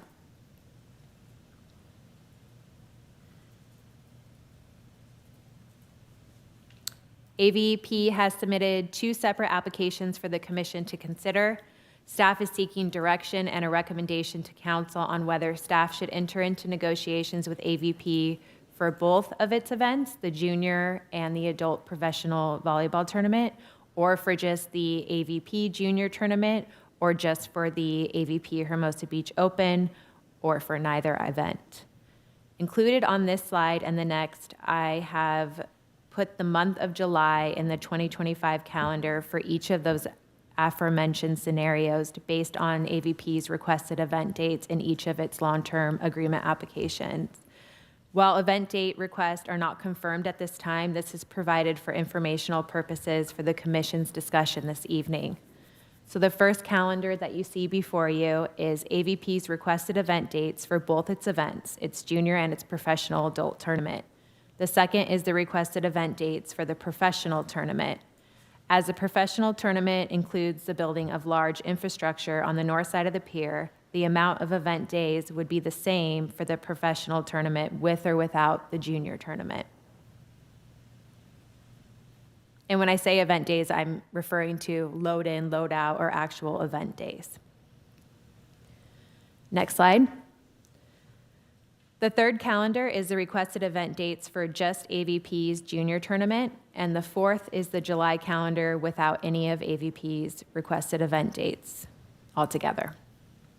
It should be noted that AAU and JVA BVCA's event dates are included on the 2025 calendar attached to your staff report, and as you see on the 4 demonstrated in the visual report, but they are not on the attached 2026 and 2027 event calendars to your staff report. That is because AAU and JVA BVCA's current long-term agreements only provide approval for their event dates through 2025. Therefore, if the commission were to recommend and the city council were to approve staff entering into long-term agreement negotiations with AVP for both of its events in 2025 through 2027, and then AAU and JVA BVCA were to apply for a 3-year agreement, staff would likely be faced with conflicting event date requests between all 3 organizations to address from 2026 through 2028. And again, that is likely, that is based on the history that I've provided in this report. We have not yet received long-term agreement applications from AAU, JVA, and BVCA. Next slide. This concludes my staff report. I am available for any questions you may have, and we do have Al Lau, event representative for AVP, here virtually should you have direct questions for AVP as well. Okay. Commission, any questions of staff? I mean, I'll go first or I'll defer. Somebody else want to go? I've been going first. Take it away. What's the shortest for the pro tournament setup time? It's actually what's demonstrated on the calendar, and that is, let me get to that page.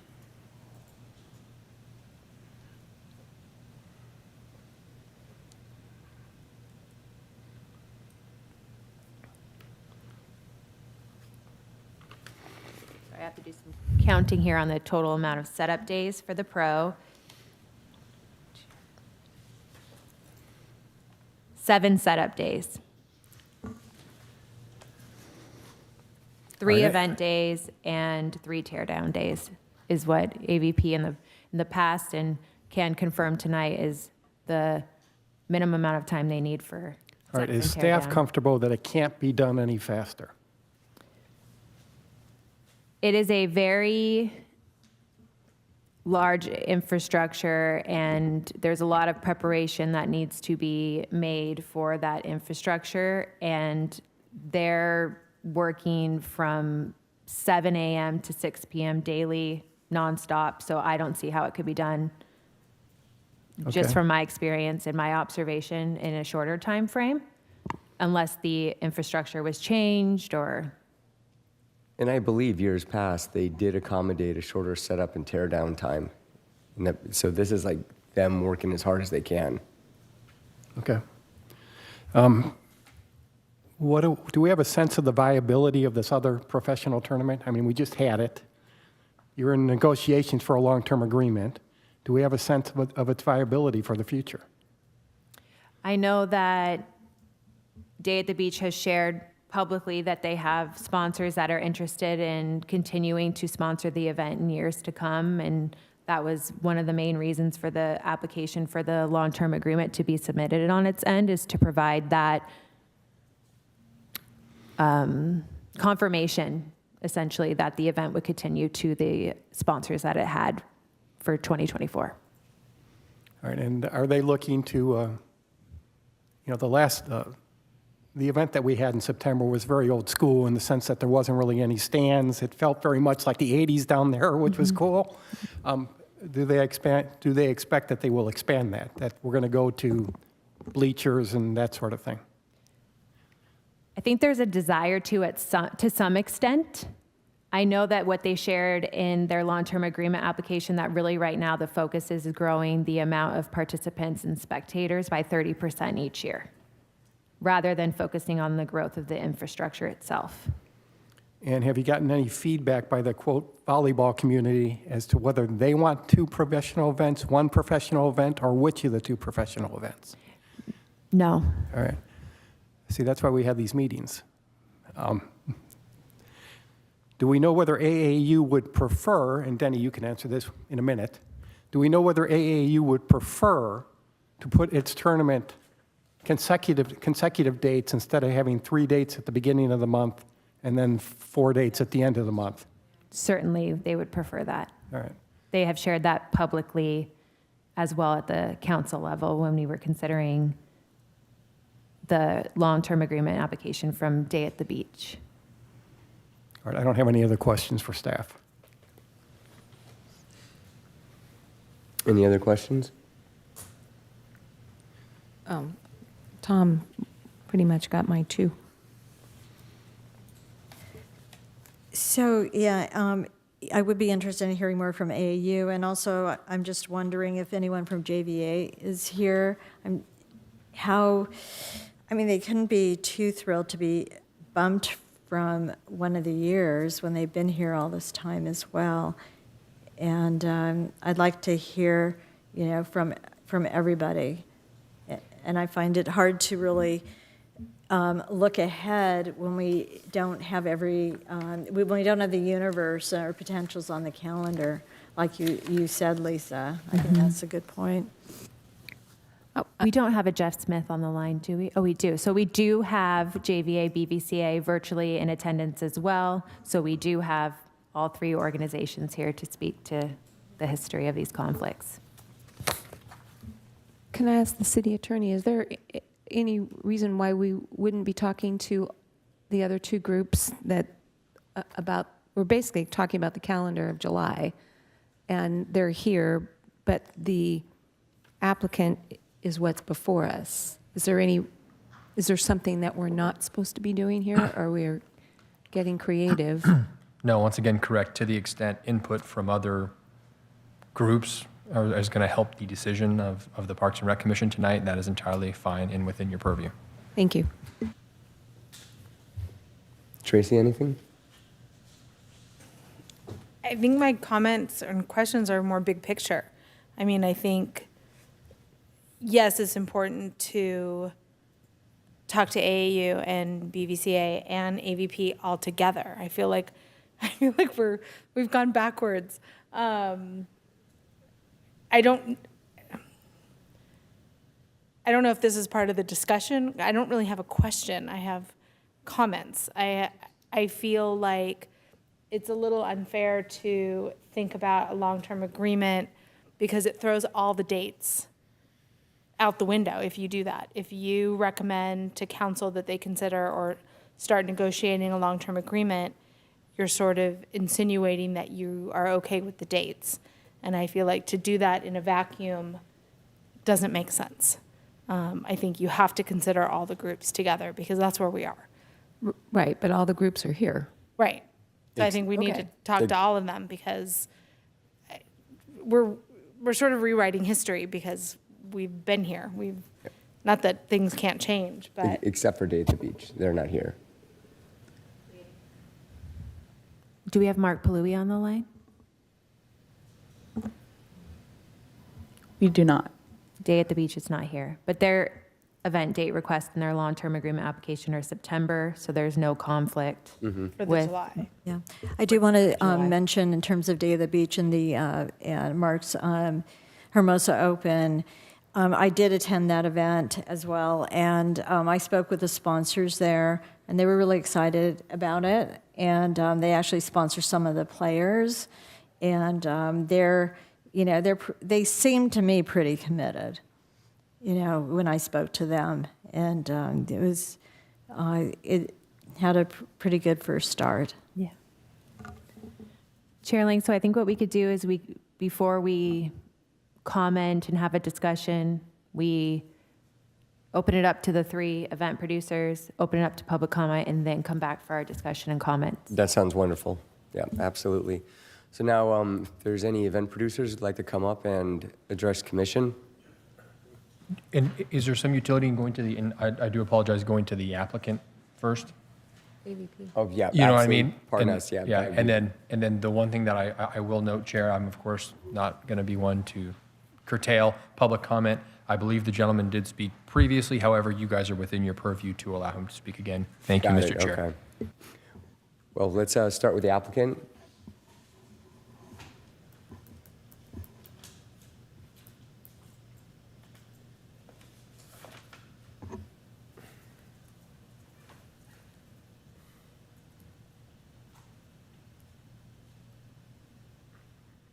Commissioners, thank you for the opportunity again to speak.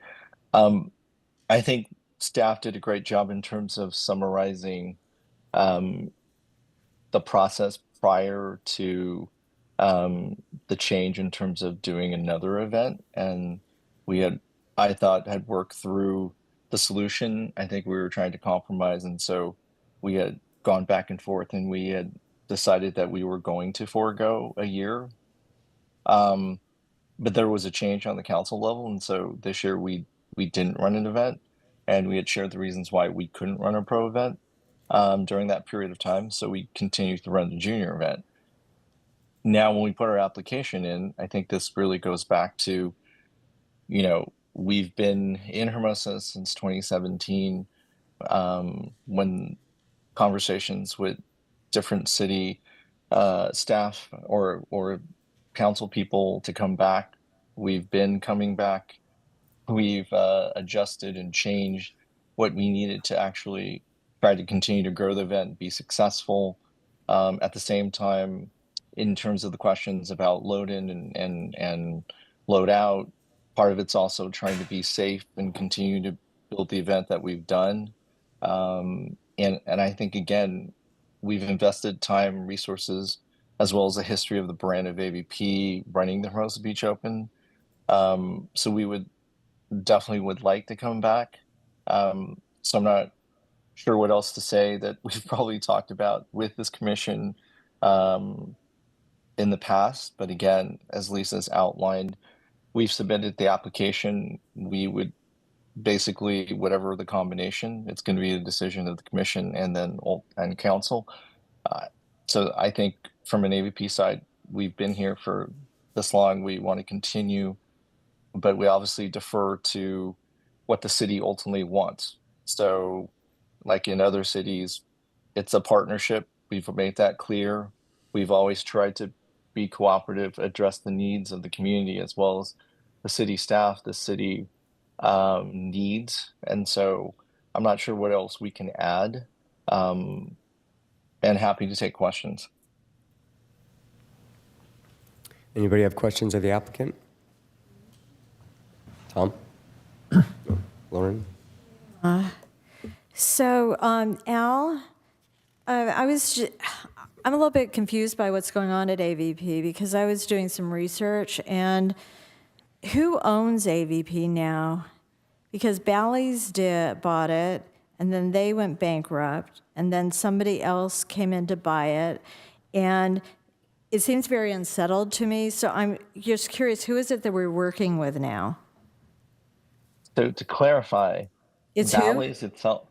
So to clarify, Bally's is not bankrupt. Okay, So I think there's a misnomer that okay, the regional sports networks that they paid for the branding to be called Bally's Networks went through the reorg.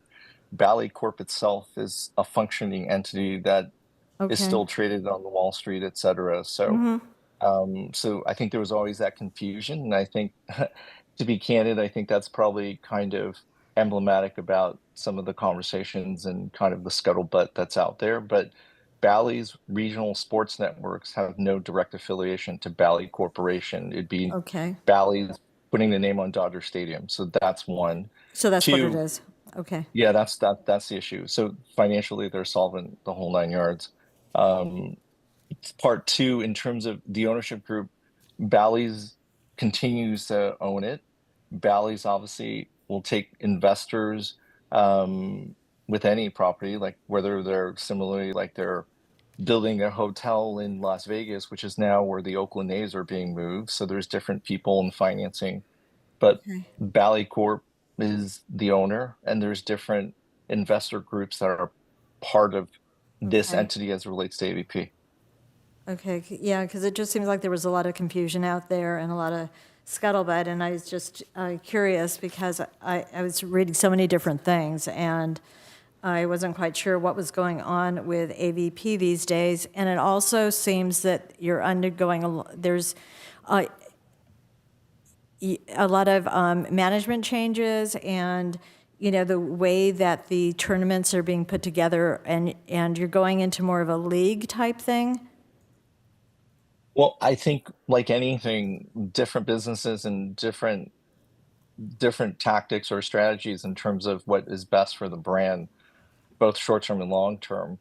So there is the transformation of the brand into a league format, but at the same time, we will always continue to run what we term heritage events, no different than Manhattan Beach, Chicago, Huntington, the core events that have always existed.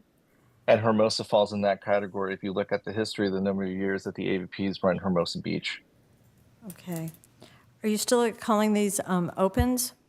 Or are you, because I saw other names attached, so are you still referring to these as AVP open events, or there was also heritage events? The heritage event is the nomenclature, the overarching. So Manhattan Beach, Chicago, Huntington, Hermosa would be their heritage events. They remain the same. Okay, okay, because as Lisa brought up, there could be some confusion if we have two Hermosa Beach opens. So if there was, actually, it could be more advantageous to have it under a different name. I was just curious about that. Okay, I don't want to hog all the questions for Al. Does anybody else have any questions? Al, could you tell me, I've been on the site a couple of times, and I haven't been able to find your official schedule for AVP of 2025 with the dates in all the different cities. Is there something out there I'm just not seeing? We traditionally don't release the next year's schedule until closer to the beginning of the year. Okay. I think that's really my only question. I have some thoughts about that, but okay, thank you. Tracy, any questions? Not at this time, no. Okay.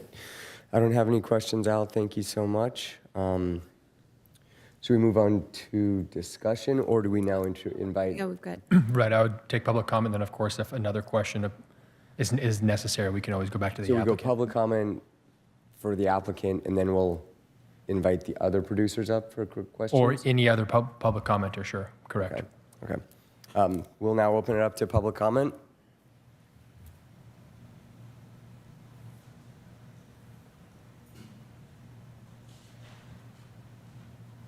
It looks like we have Jeff Smith with a hand raised. Okay. He lowered his hand. Okay. Thank you. Okay, public comment closed. And you say now it's appropriate for other event coordinators to? Sure, to come and, or you guys are free to ask them specific questions, whatever is really up to the discretion of the commission. Well, could I just say, what I'm looking for from any event producer is available to discuss, are they open to changing their dates? That's my biggest question, is to try and make this work. I know we've come to technically an agreement, but I'm wondering that I don't see what AVP has planned for year 2025. So my question is, if they don't have their dates set in stone for other tournaments or opens around the country, it would be nice to see that change. I personally would like to see us have the month of July as the youth month, that anything that we have, not just in our beach, but anything, would be the youth group. And I would like, in a perfect world to me, I would like to see AAU, JVA, and BVCA and AVP have their youth programs in July, and then find another time for AVP to have their professional tournament with, yes, a different name, if we're going to go with the fact that we have our Hermosa Beach Open in September. So I think that's where I am right now, just to let everyone up here know. Can we hear from Denny, and who's online? Who's online for BVCA? Jeff Smith, I think. Can we have maybe Denny come up and we can ask him some questions? All right. Sure. Can I make any comments first, or just take the questions? You've already made your comments. Okay. There was just a couple of things. One, to answer your question, Commissioner Ellman, yeah, we are certainly open to changing our 2025 dates as they're represented right now. We would prefer to stay in the slot that we were in in 2024. I also heard about historic references, and I wanted to set the record straight on that. I mentioned before, we've been here 30 plus years, and pretty much a common date. BVCA, 12 years, and the two of us work quite well together. Keep in mind, AVP has really only operated in this time frame within those post 2 weeks of 4th of July since 2017. In the past, they used to be part of the Mervyn's Beach Bash. It was in May. They operated in June. They operated in August. They operated outside of that window. I think it was clear to those of us that are close to the sport, the reason they came in on that time was because they wanted to expand their junior program, and they wanted to get into key parts. And also, there was a competitive play positioned against the AAU and the BVCA. The other thing I wanted to mention was 7 days of coveted time for these families to come from across the country and be here for the beauty of what happens here, like it did last summer. 7 days of rolling tractors when you have guests staying at places like the Beach House or H2O or other units. 7 days, that is massive. And that's why their professional event belongs outside of that window.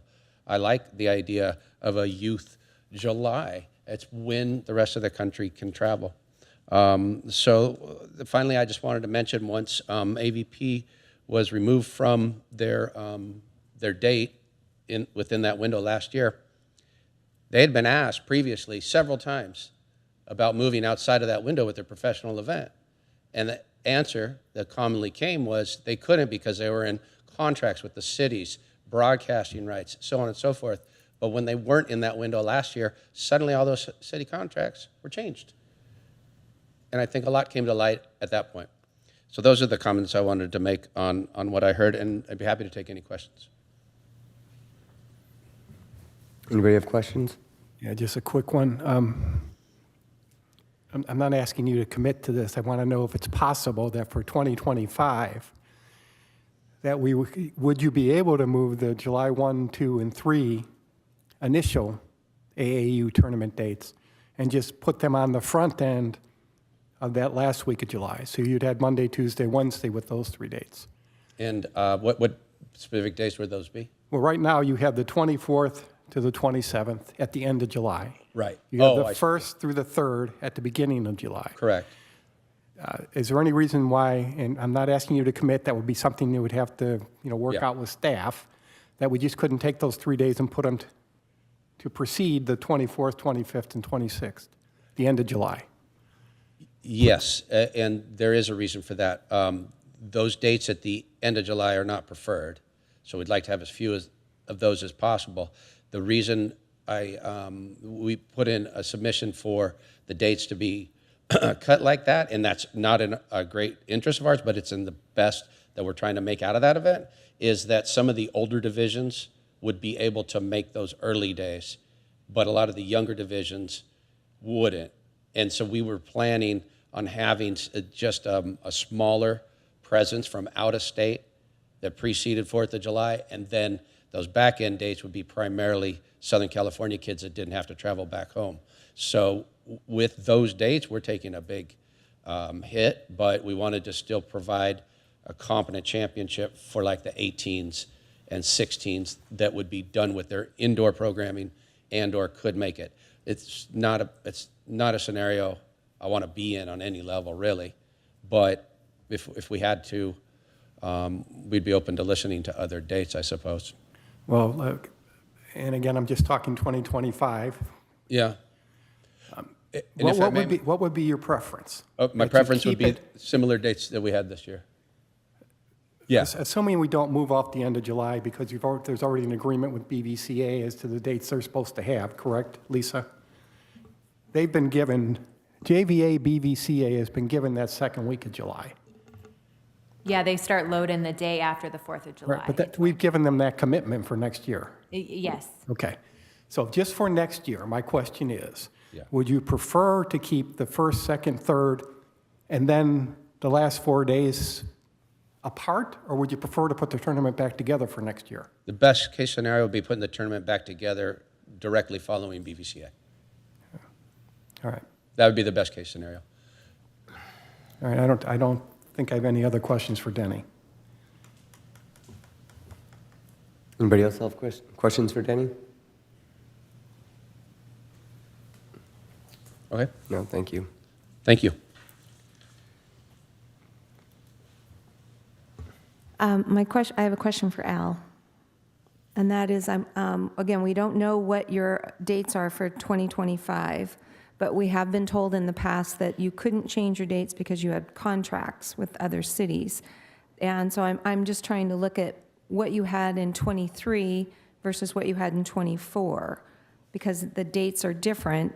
They're not close in that, if I have this right, in 2023, Denver was June 30th to July 2nd, and then in 24, it's July 6th through the 7th. Just because I'm looking at a printed schedule and then I'm looking online. The same thing happened with Virginia Beach. Virginia Beach, you had June 9th, in 2023, you had June 9th and June 11th, but in 24, you changed it to August. So my question is, you say you have these contracts. Are the contracts still valid now? Because it's obvious from what I'm hearing, I don't want to put any words in my fellow commissioner's mouth, but that we would like you to change your dates. And what I'm looking to hear from you is, I'm assuming is, no, you can't. I'm hoping, no, you don't want to. So I'd like to see if there's some discussion there to move AVP professional to a different date so that we can all have a much more comfortable and friendly July. Thank you.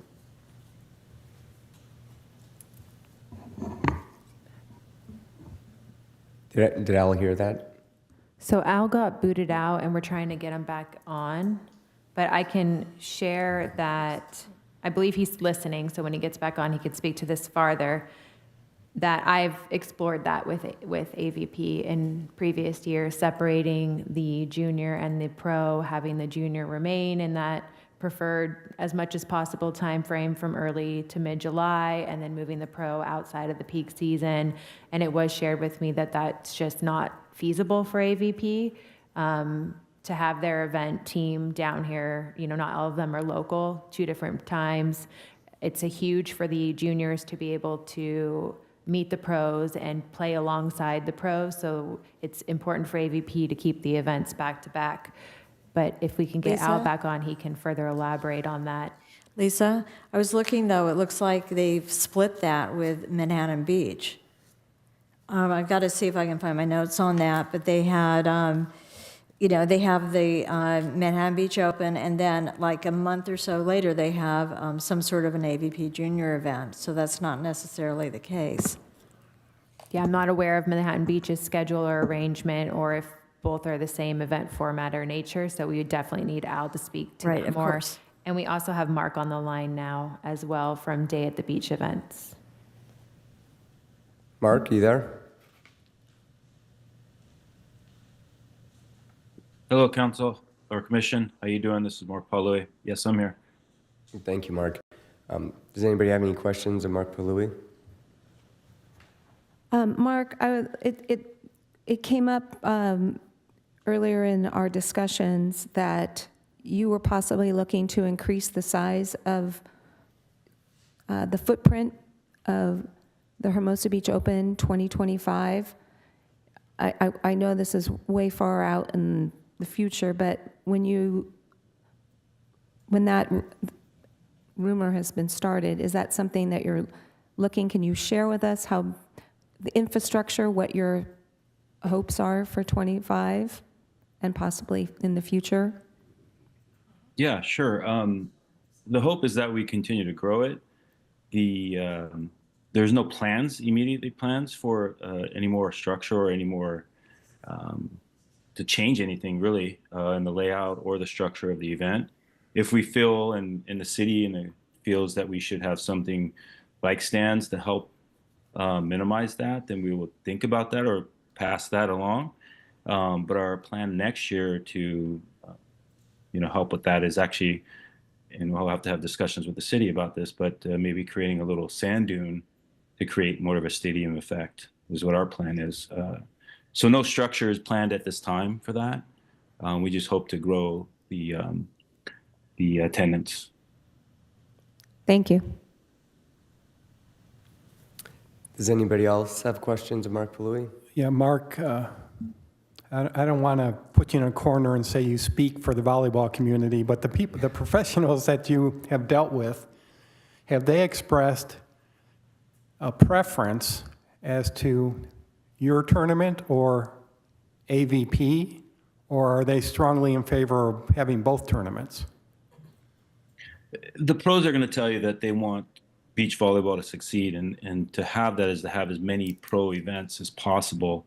If it has to be 2 in a city, they'll be more than happy to do that. Our pro sport right now is still going through changes as it has been for the last 25 plus years, unfortunately, to tell the truth. But the fact is the players would like to they just want to play, and whatever's out there that means something or that's going to be some value for the sport, those guys will play in it. And so if the city does operate 2 events, then hopefully it can be set in a way that it benefits the city, the athletes, promoters, and everybody else. If the AVP wants to work closely with the Hermosa Beach Open with us, we're more than happy to look into that as well and hopefully do that. The AVP is making their strides in this league thing, which I'm hoping it's successful so that the athletes have a place to go and grow. But in my personal view, I think these, what they call heritage tournaments or the original tournaments, are very important to the sport for them to be able to grow their league. And so to have that happen, I think it's important that everybody supports these events. And that'll be the real growth of what's going to help everything else grow and what they want. So That's a roundabout answer, but hopefully that makes some sense. Yeah, it makes sense. You answered the question. Does AVP now have contracts with individual players? And if not now, is it expected that if they go to a league format that they will have contracts with individual players? That would have to be a question to ask the AVP in specifics on what they're doing with their league play. All right. So that's kind of the line subject that everybody would like to know or see, I guess. All Or right. understand. Thank you. Lauren? I'm good. Tracy? Barb? Oh, he's answered my question. Okay. Thank you, Mark. Appreciate it. Thank you. Any questions of Jeff Smith? Yeah. Is Jeff still online? Yes, we have Jeff online. Lisa, this is more a question for you, although Jack may know the answer. For 2026, where is JVA BVCA tournament? Are they taken off the calendar in 2026? They are taken off the calendar in 2026 because the long-term agreement was only for 2024 with the option to renew for one additional year term, which only provided for their dates in 2025. All right. And is Jack on the line? Yes, we have Jeff Smith on the line. Jack, between the first and second week of July, are they both viable for your tournament? Yeah, I mean, that's the first and second week of July is the most optimal. Once you get past the third to the fourth week of July, parents and families start taking off. All right, so you have the same problems AAU has for the end of July. Yeah, and so in 2015 or 16, I can't remember what year it was, town council recommended that AAU and BVCA work together and work out our, we kind of had some friction back then. And they, asked us to work together. So in 2016, we did joint setup, and we found working together really paid off for both organizations. And we basically buried the hatchet, and then we ended up having all these families end up coming to both events, and it worked out really, really good. And then we got displaced in 2020 as AVP got the long-term agreement, who were at the end of the line at the end of July. And then they bumped up to the 1st of July, which was very problematic because of the July 4th weekend. And long story short, we were asked for working together, try all three of us to work together, and we couldn't.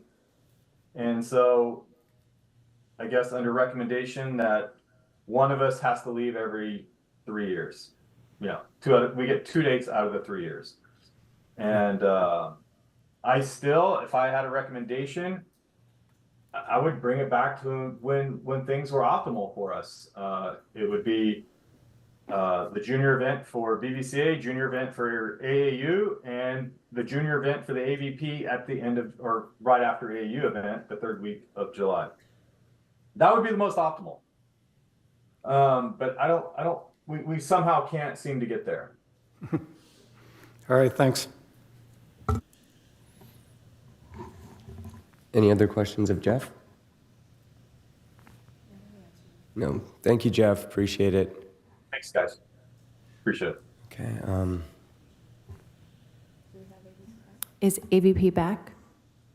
I'm sorry, Al. Wow. Yes, we have Al back on the line if you'd like to ask questions.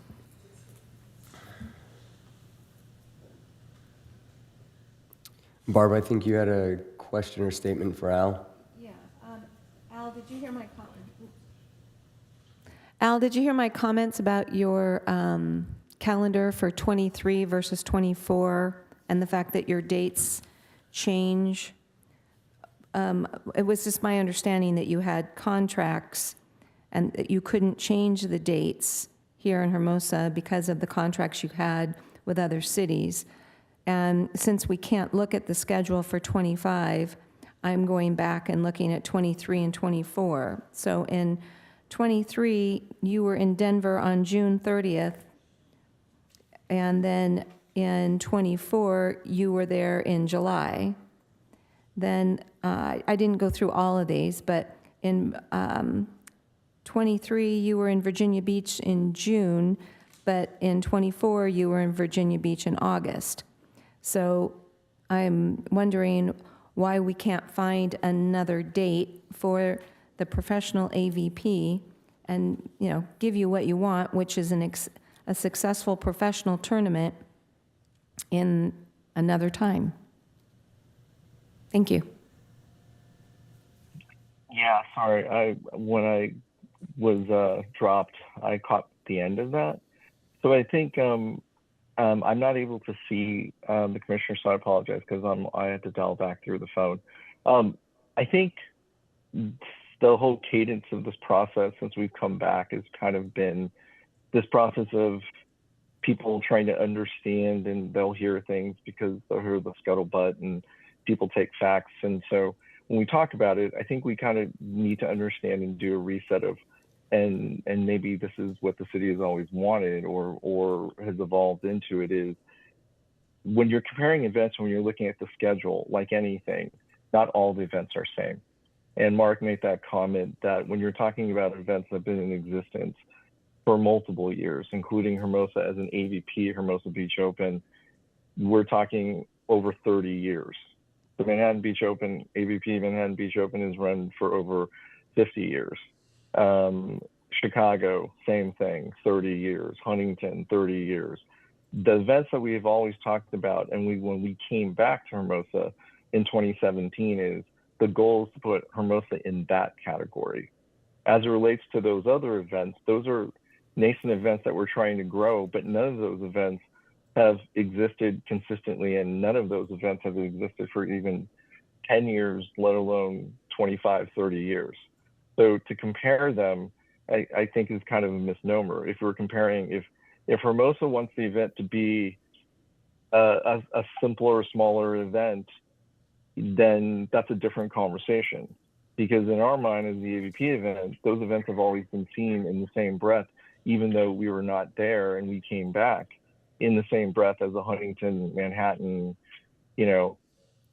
Chicago, Manhattan Beach. So I think that's one. So as it relates to the schedule, if you look, those events that I named don't move because you're building brand equity. They've been around. Brand partners want those events. You want the biggest publicity for them. They generate the most media impressions. They're seen and put on television for a reason. So I think to answer your question, for those key events that we've identified, which we've always felt Hermosa was, and there was a shared vision that that event would be no different than any of the events I just named, I think that's always been the case.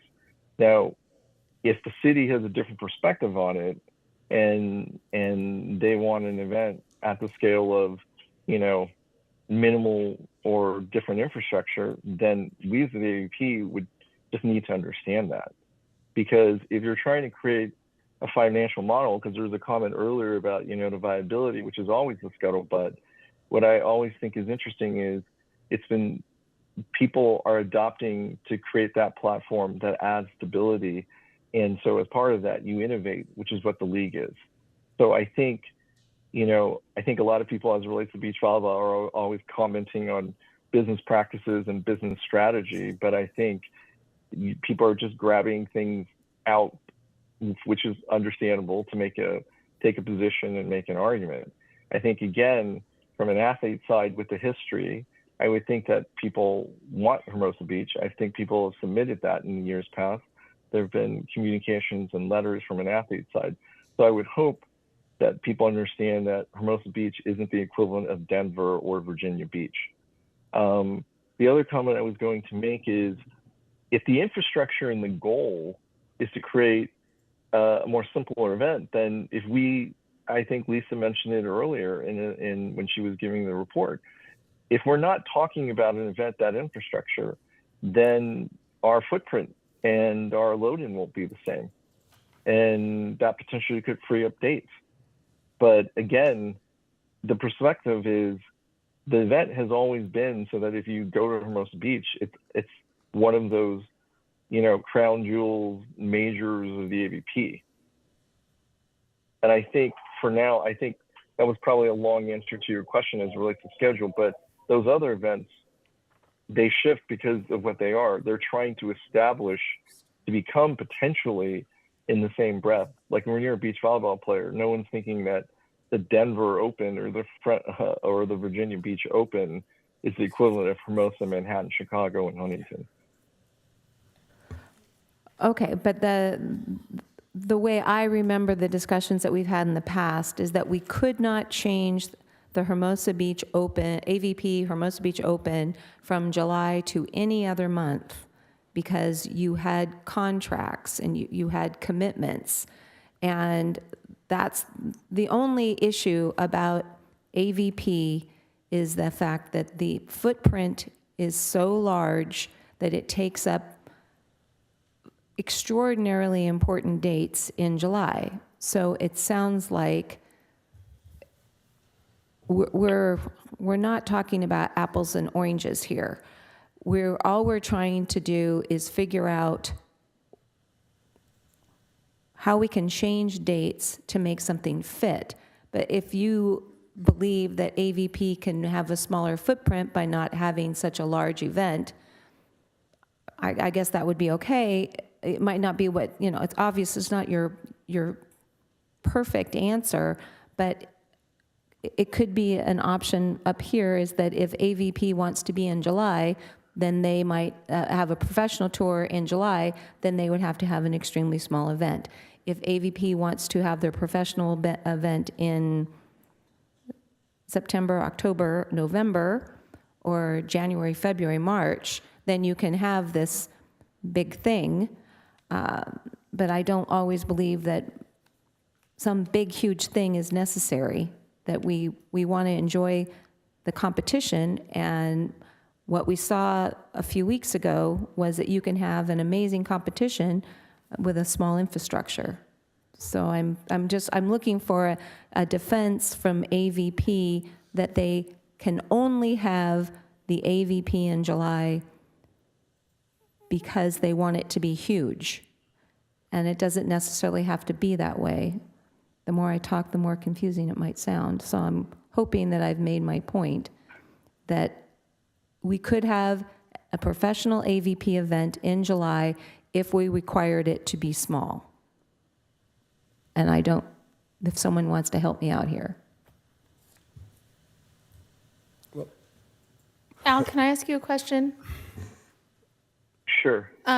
Is there any reason why the professional arm of the AVP tournament can't be at the end of July? The very end of July? Because it runs into getting ready for athletes because they have to go get ready to play in Manhattan Beach. And those top players are also dealing with the international schedule. So Manhattan Beach is part of down the the road, reason so why- travel's not so hard. Yeah. No, but it's, again, players, from an athlete side, they need time in between matches, et cetera, so they need their break. We've had conversations where we've actually tried to run the event later, and then we ran into conflicts. And then in previous years, we also had the issue of when we ran the event, I think one of the biggest things, I think it goes back to, Commissioner Ellman, because I'm trying to distinguish everyone's voice since I can't see the video, was this conversation about what the city wants and what they think is important, which she was stating, I think for me, what I'm hearing versus as it relates to AVP. So when we came back, the impression that we came when we had conversations to come back in 2017 was to position Hermosa in the same breath as those, older, like crown jewel events. We've always approached it with that. And we all know that to build that and to get to that level takes time, and we did, and we continue to invest and do things we needed to do to get the event to that level. And so when we ran the junior event, it added a differentiator, as I've spoken in the past, about those events. So it's a different event, and it's unique because of what is Hermosa Beach. So you're leaning into what makes Hermosa Beach Hermosa Beach. So at the same time, if that is the event that we originally went into, then we're leaning into what Hermosa Beach is known for.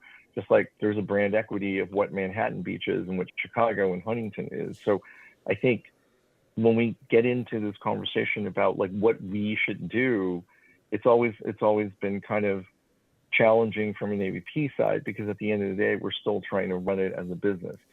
No different than all the other operators that are trying to do it, because everyone's lobbying and jockeying for the spot that will maximize their revenue. So I think we've been consistent that we've tried to be partners, which is why I've mentioned this multiple times. During COVID, we still ran the event, our junior program, because that was the only event we could run, because we saw this as a partnership with the city. So we made the capital commitment. We want to be consistent. We came back. It wasn't at that point just, hey, let's maximize our revenue in the year that nobody else came because it was during COVID. Now, we don't, we're not dismissing the fact that people need to do what they need to do from an economic side, but we've made that same kind of economic decision since we've come back. So Sure. When people are asking, it's like, we made the decision and we've positioned it, and we've been with a Hermosa Beach Open for the last 7 years. So it's like brand equity. It's like, if we've consistently run it for so long, just like we've run those other major AVP major events, we don't really want to move, because then we're starting all over again, and schedules. And again, when we talk about people on one breath is trying to use the history of the AVP, well, we're trying not to be that way. Part of the reason why it was always challenging is, if you go back and look at it, the events always moved. If you go back in time, the event shifted every year. So for some of these events like Hermosa, if you go back to previous iterations and generations of AVP, even for the Manhattan Beach Open or Chicago, these major events, they became major events even though they bounced around. And I think anybody would say that trying to build consistency is one of the most key paramount things, which is why you don't see the US Open of tennis move. It's been the same weekend for a long time. So in our mind, we've shifted and moved, but we've always tried to position as what gives us the best opportunity as a business, as well as working within the parameters of the city of Hermosa Beach to create, a tentpole event that everybody looks at, that has brand equity and history, as well as continuing to grow with the city and where they want it to be. So could we look at end of July? Again, we would have to evaluate and look like what makes sense from a business side. So, but again, I think we keep going back to this context of what we define as what we've evaluated over the years and what makes sense for us to be successful, no different than any other operator advocating that the earlier I go, I maximize my revenue. So I don't see it being any different. And I think ultimately that is a decision for you as commissioners, as well as the city council. What is the objective as it relates to the AVP, as it relates to the Hermosa Beach Open? We've introduced a new variable with another event potentially being called that. No one even understands what that would even be perceived in the marketplace. I think Lisa brought it up in her report as well. There's likely confusion potentially with it. But as it relates to what we submitted, that's after all this time going through the issues of bringing it back and working with the cities and making sure that, we're trying to get that event to where it is, we submit it that way. And sorry. I just wanted to mention, I hate to go around in circles on this, but just to follow up what Commissioner Ellman was saying, initially it was, there was a thought that if we were at the end, Hermosa was at the end of July, it's too close for the players just physically and mentally and preparing to the Manhattan Beach Open. However, I'm looking at... To jump in, it sounds like it's more of a business decision in terms of time, because I'm looking at this year's schedule, and you have 2 events scheduled in July and 3 in August, and they're like back to back to back. But those players are not the same level of player. Okay, they're all That's called what I keep saying, like, Heritage. everyone's- Okay. So Yeah, Okay. but they're different levels. They're like Okay. they're not the same athlete. But I think this goes back to, if we're driving to a position, I totally get it. But like I said before, this is what we keep stating, and I'm happy to go through this exercise. But what I'm saying is, everyone's like, we've talked about this, you know, and I think I'm not, maybe I can't see anyone's face. So again, I'm just doing based on the phone, is we are doing what we think makes sense for the business, which is no different than every other operator saying, I want this because it's maximizing my opportunity to be successful. And so it would be the same dialogue would be, well, why don't you move your event till June, or you go do your event? And but I think it's always been, for all these years when we've had this conversation, it's almost like we keep having this conversation when we try to explain why we're doing what we're doing. And then we're publicly defending what we do as a business. And I think what keeps getting forgotten is we have made major financial commitments to continue to run an event at that level, to be like one of those other events that I mentioned earlier. And I think, again, if the commission and council are saying, hey, which I think, again, was Commissioner Ullman's comment, maybe we as a city don't want an event that big. Well, that's feedback that we have to understand. But then we would have to go back and say, okay, what does this fundamentally mean?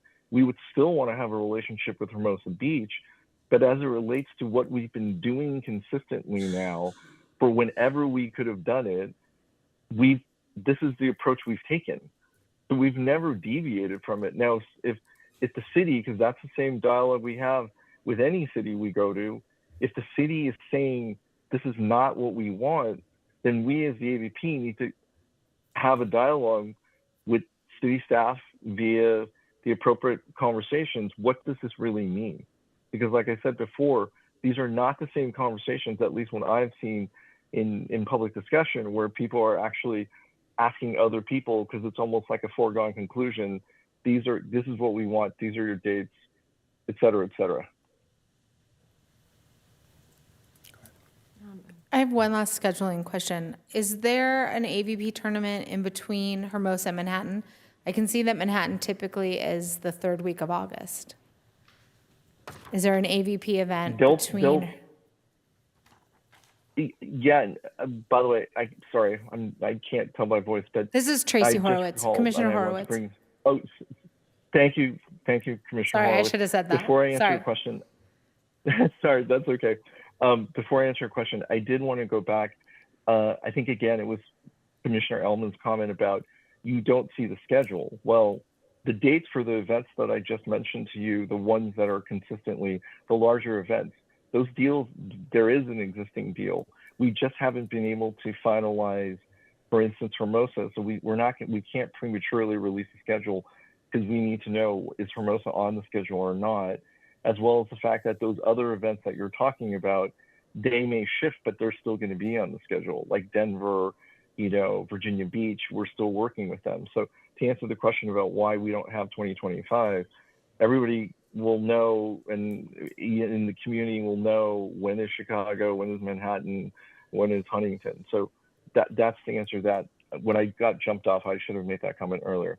As it relates, Commissioner Horowitz, to your comment, right now, one of those other events we talked about, which is a smaller, like when we talk about the Denver's, Virginia Beaches, there is a chance that event will fall within that window, because another element that the AVP is factoring that was that we didn't get to talk about is we're juggling a lot more variables than other folks in terms of, again, managing the business and trying to be consistent.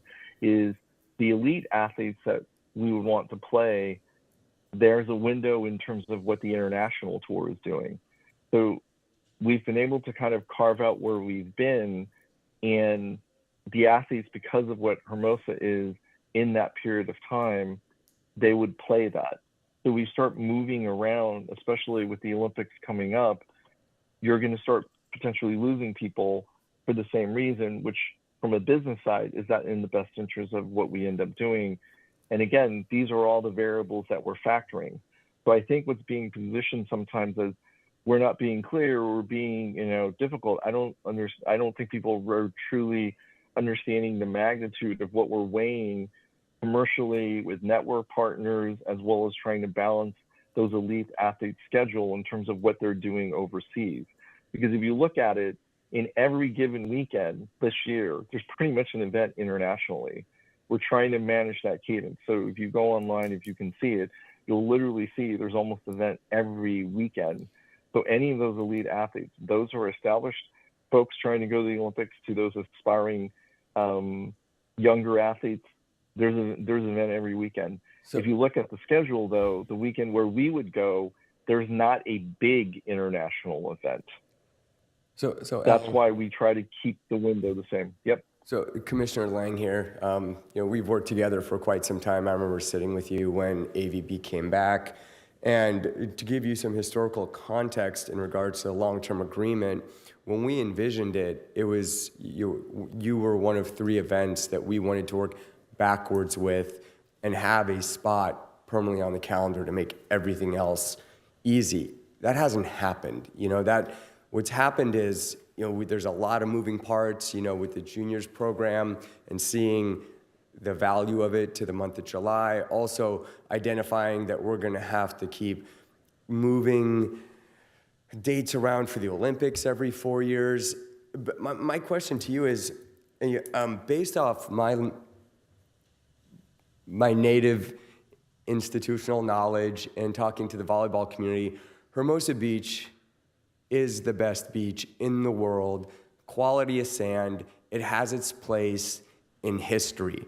But what I'm hearing is that you don't recognize that value. You're putting Chicago above it, Huntington Beach, Virginia Beach, Denver, and an international tour. So I'm just curious, what's the value of Hermosa Beach within the professional volleyball community, as also to AVP? Because I feel like we're the one city that keeps getting bounced around, and we're working pretty gosh darn hard to accommodate everybody. So where is Hermosa Beach's value to the AVP? Well, Yanni, like you said, I appreciate the comment. I think my answer is, so when we came back, those events that I just named were consistently there. And so basically, we slotted what made sense when we came back, and we put Hermosa in its own position at that time. And that's why we gave it its own position. So, and we continue to leverage what makes Hermosa Beach Hermosa Beach. So we're not bouncing it, because at that time, ever since we've come back, it was a decision that was made when we brought back that someone was going to be displaced. So by default, when we came back, there was going to be an issue. So if the folks at that time didn't think that that was the case, we've been consistent. We've picked July to be the month. And during that period of time, the reason why the event has shifted is for those reasons, because of the scale of what we've been trying to do in alignment with those other bigger events. So when we came back, we've always been in July. And we've built that consistency since then. That was always the goal. We picked that month. The decision was made, let's do that month. It leads into Manhattan Beach. It gives people adequate time to do what they were doing. And that was the philosophy. Like everybody, that is the plan. Now, the evolution of that, there's obviously been different things, for all the different things that we weigh, that we need to deal with on a multitude of levels. But that's the reason why we came back to Hermosa Beach, because Hermosa Beach should be in the conversation with all those other events. And we earmarked that position, and that's why we've been, steadfast in trying to create the same consistency with the other events philosophically. So I don't think we were, looking at Hermosa as like, the category. We do. Okay, thank you. Can I have a quick question. Al, this is Tom Maroney. If the pro tournament can't work, and I don't know how we're going to come down here in a half an hour, and I certainly have no idea how council is going to come down. But if it turns out that the pro tournament can't work in July, would you still be interested in negotiating with the city to put on your junior tournament?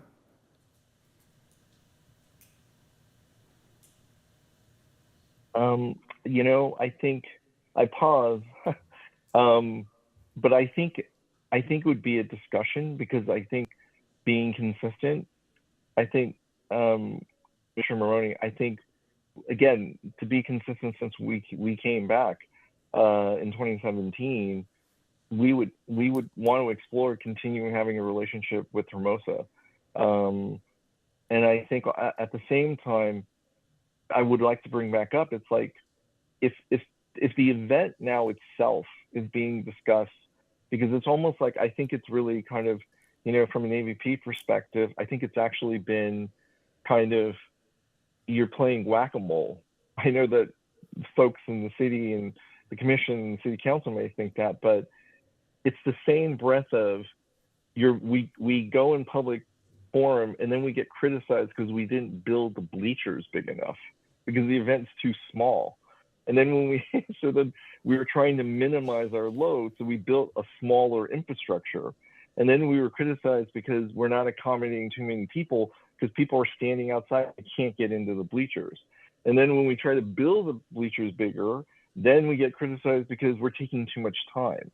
So I think, I know there's a perception that they think Hermosa is being bounced around. We internally kind of have this humor is like, we're trying to do what we're trying to do as a business to do what we can, but at the same time, I think there's this misperception that we're not being respectful, we're not trying to work, or we're not trying to do things.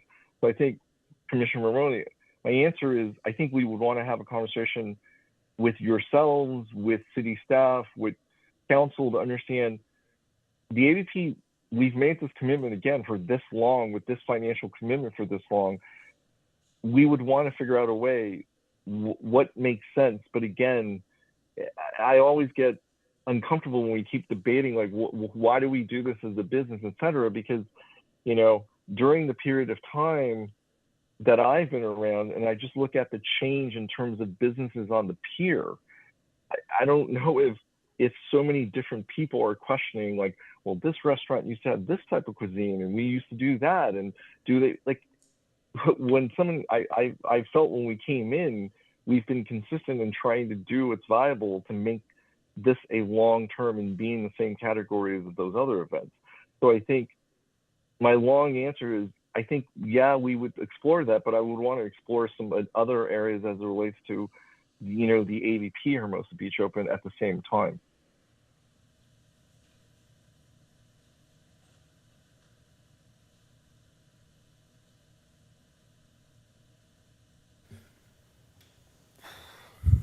Al, hang tight. I think we're soaking in a lot of information right now. Thank you for your patience and all of your information you're providing us with.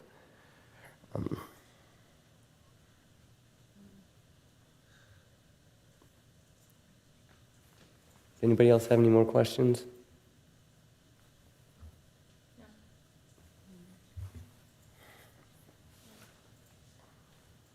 Well, where I am right now is that I'm,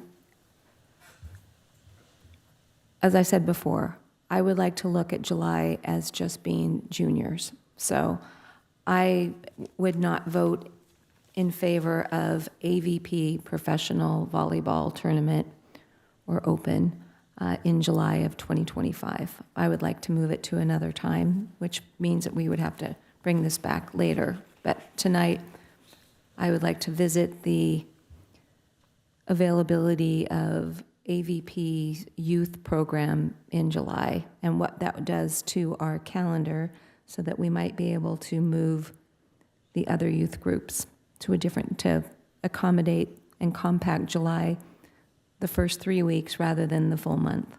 So that's where I am. I tend to agree. I feel like I wouldn't recommend moving forward with a long-term agreement negotiation at this point. I think that's for AVP Pro, unless, they can commit to the end of July. I thought Yanni made a really nice comment about I'm going to paraphrase, putting Hermosa Beach on a pedestal. And if it's that important, I think it can be done. I think you could be consistent if you want to be the end of July. You also look at the calendar and there's these beautiful wide open weeks in October. And, we're heading into 80-degree weather. Like it's an optimal time to do it, if you ask me. But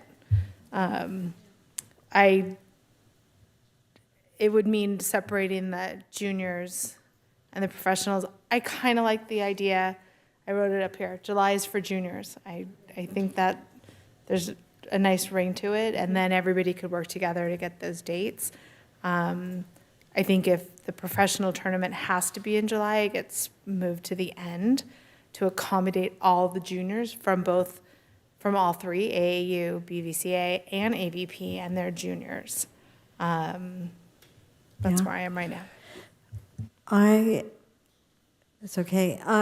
I tend to agree with the direction that we're going, but I do not think that at this point we should recommend approval of the initiation of any of the long-term agreements regarding AVP at this point. I do have concerns about, I have to tell you, I have a history with AVP. I've gone to their tournaments for many years, probably more than anyone up here, since I'm kind of one of the oldest. But I remember AVP in the early days, and I have really concerns about the organization that we're entering into these agreements with right now. I see a lot of flexibility. They're reducing the number of events. I see signs that I am concerned about, and I hope that the ship is righted and that everything is going well with AVP, but there's too much that we don't know. And I would like to, I think, I do like the sound of making July for our junior events. I'd like to see if we could open up some days in July, because right now there aren't any free dates. And that means that also for our beach tennis, the beach tennis courts, they don't have access in the middle of summer in July to their courts for the whole entire month of July. So that doesn't seem to make sense. And, I'd like to see how we really, and I know, Lisa, I commend staff. You've been working so hard on all of this, and the staff has done such a great job in trying to land this and trying to figure it out for everybody, so thank you for that. But I don't feel comfortable moving forward right now with the long-term agreement. Chair, if I may, I'm sorry to come back. The other thing that we haven't addressed, and I think we're going to need to, especially if we recommend moving forward with a long-term agreement, is the name. And that's a whole other conversation we haven't really touched on, and maybe that conversation needs to happen before any long-term agreement negotiations take place. The residents love AVP. Don't get me wrong. I've been going for a long time too, so I don't want to take that away. It is a key event of our city. I do think that, but I think the name is also a challenge. No, I couldn't agree with you more. I think that's going to require some more discussion. I think there's going to be a lot of people involved with that. But I go back to, we have to do what's best for Hermosa first and foremost. I really like the idea. When I heard Denny come up here and say, "You guys got it right," I couldn't have been more proud, because we've been working on this diligently for the longest time to get all these organizations aligned.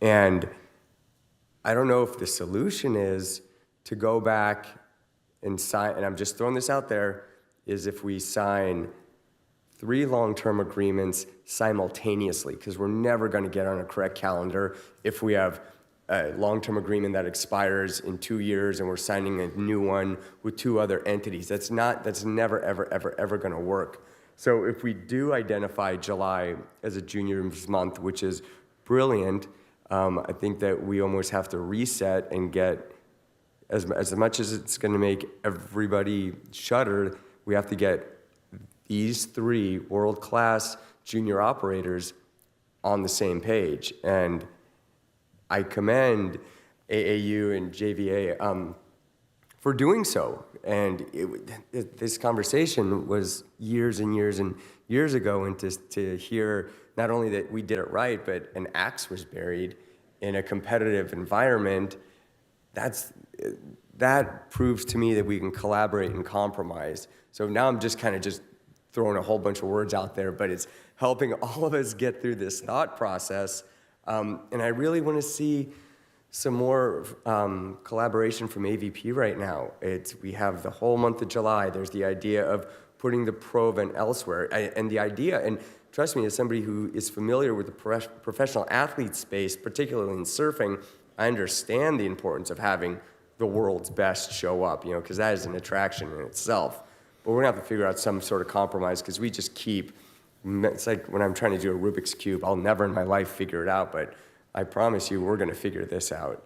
Anybody else have any other thoughts? Yeah, I want to jump in here. First of all, Lisa, the patience that you must have exercised to go through this for the last 2 years is, I've been through a lot of negotiations. No thanks on this one.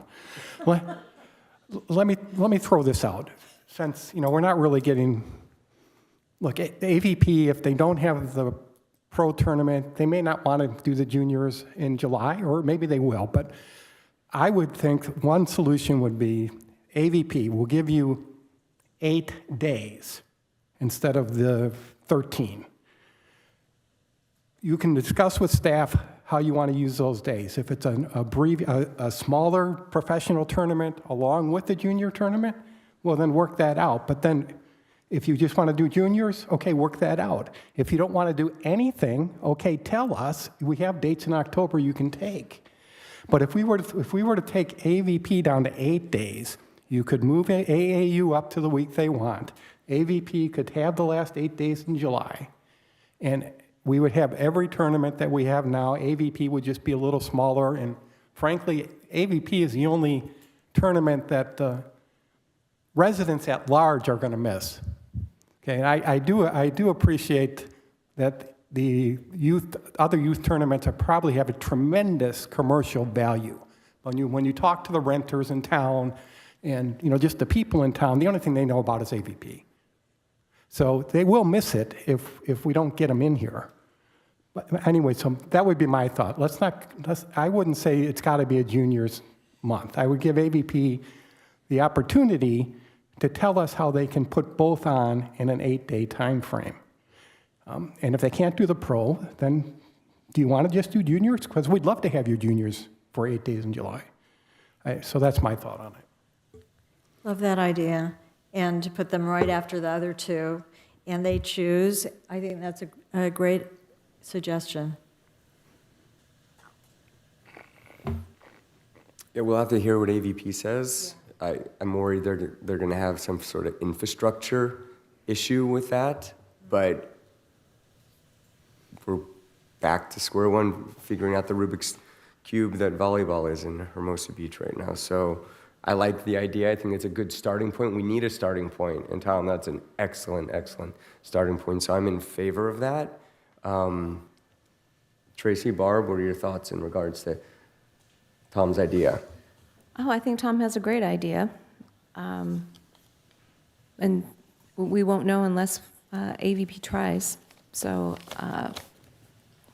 again, we do like the idea of juniors in July, but not set in stone. If we can make AVP work over a smaller date, I'm more than happy to have that considered. I agree. If they want to move it and have the big footprint, like we've talked about, the residents love it. Tom's right.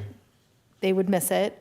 But if they can shrink the footprint a little bit and take it down from, I think it was 13 days, to a few less, then I think that's a good idea. My question, how would this work, Lisa, since the dates on the LTAs are different? What would happen now, time-wise?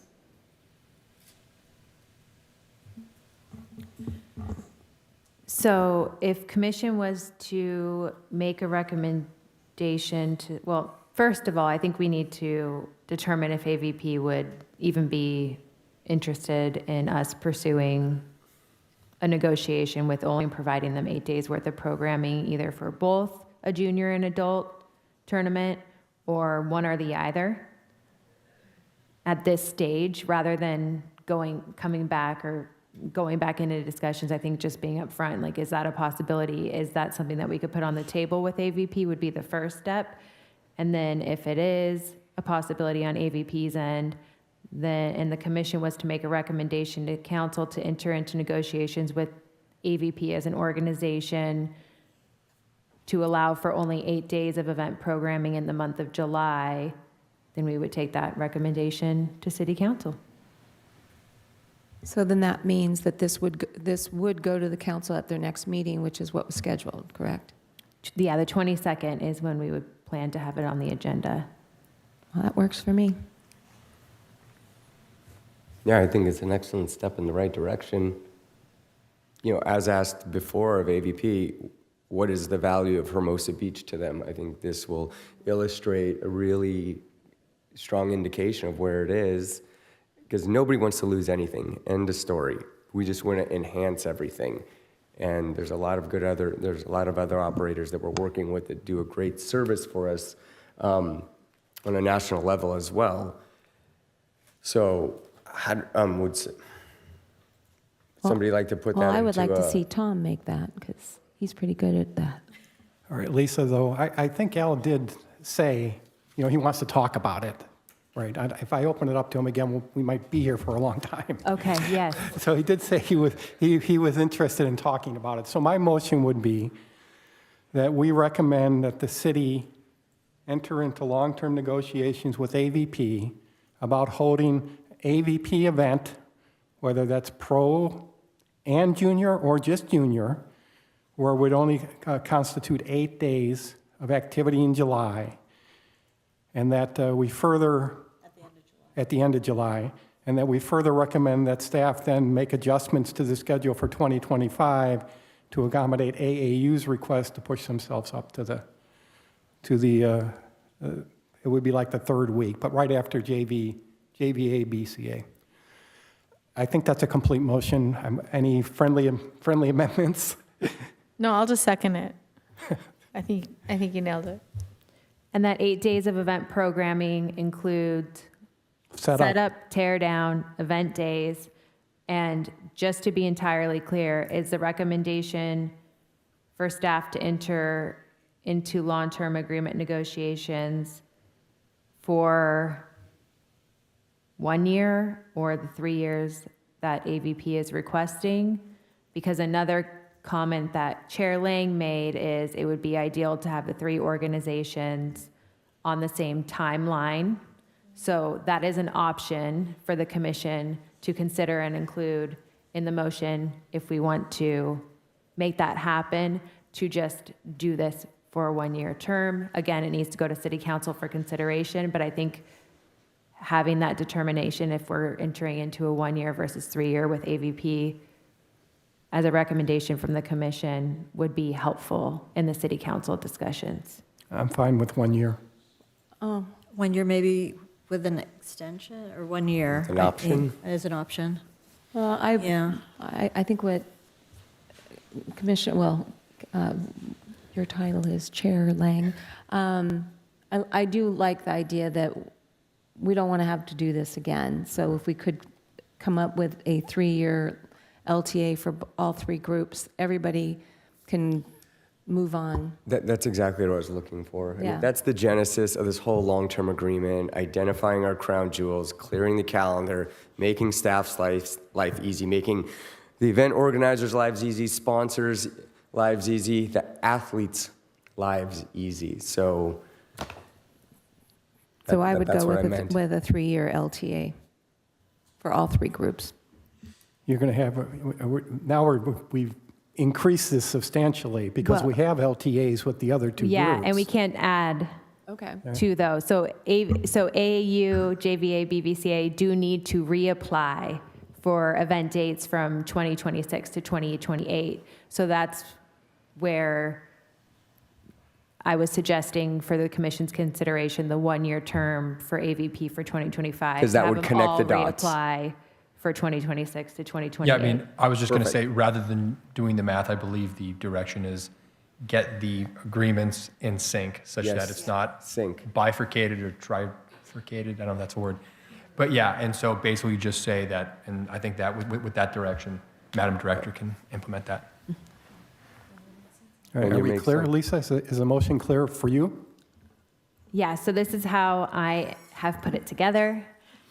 The motion from the Parks Commission to City Council will be for the city to enter into long-term agreement negotiations to allow for 8 days of event programming at the end of July in 2025 for either the junior or the professional tournament from AVP or both, and to accommodate AAU in that early to mid-July timeframe as it held, the same timeframe essentially AAU was able to hold into this calendar year of 2024, following behind JVA BVCA.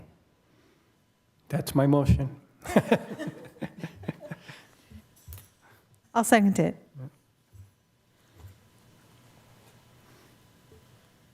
Chair Lang, Yes. Vice Chair Pizer Maines, Aye. Commissioner Ellman, Yes. Commissioner Maroney, Yes. Commissioner Horowitz. Yes. Motion carries.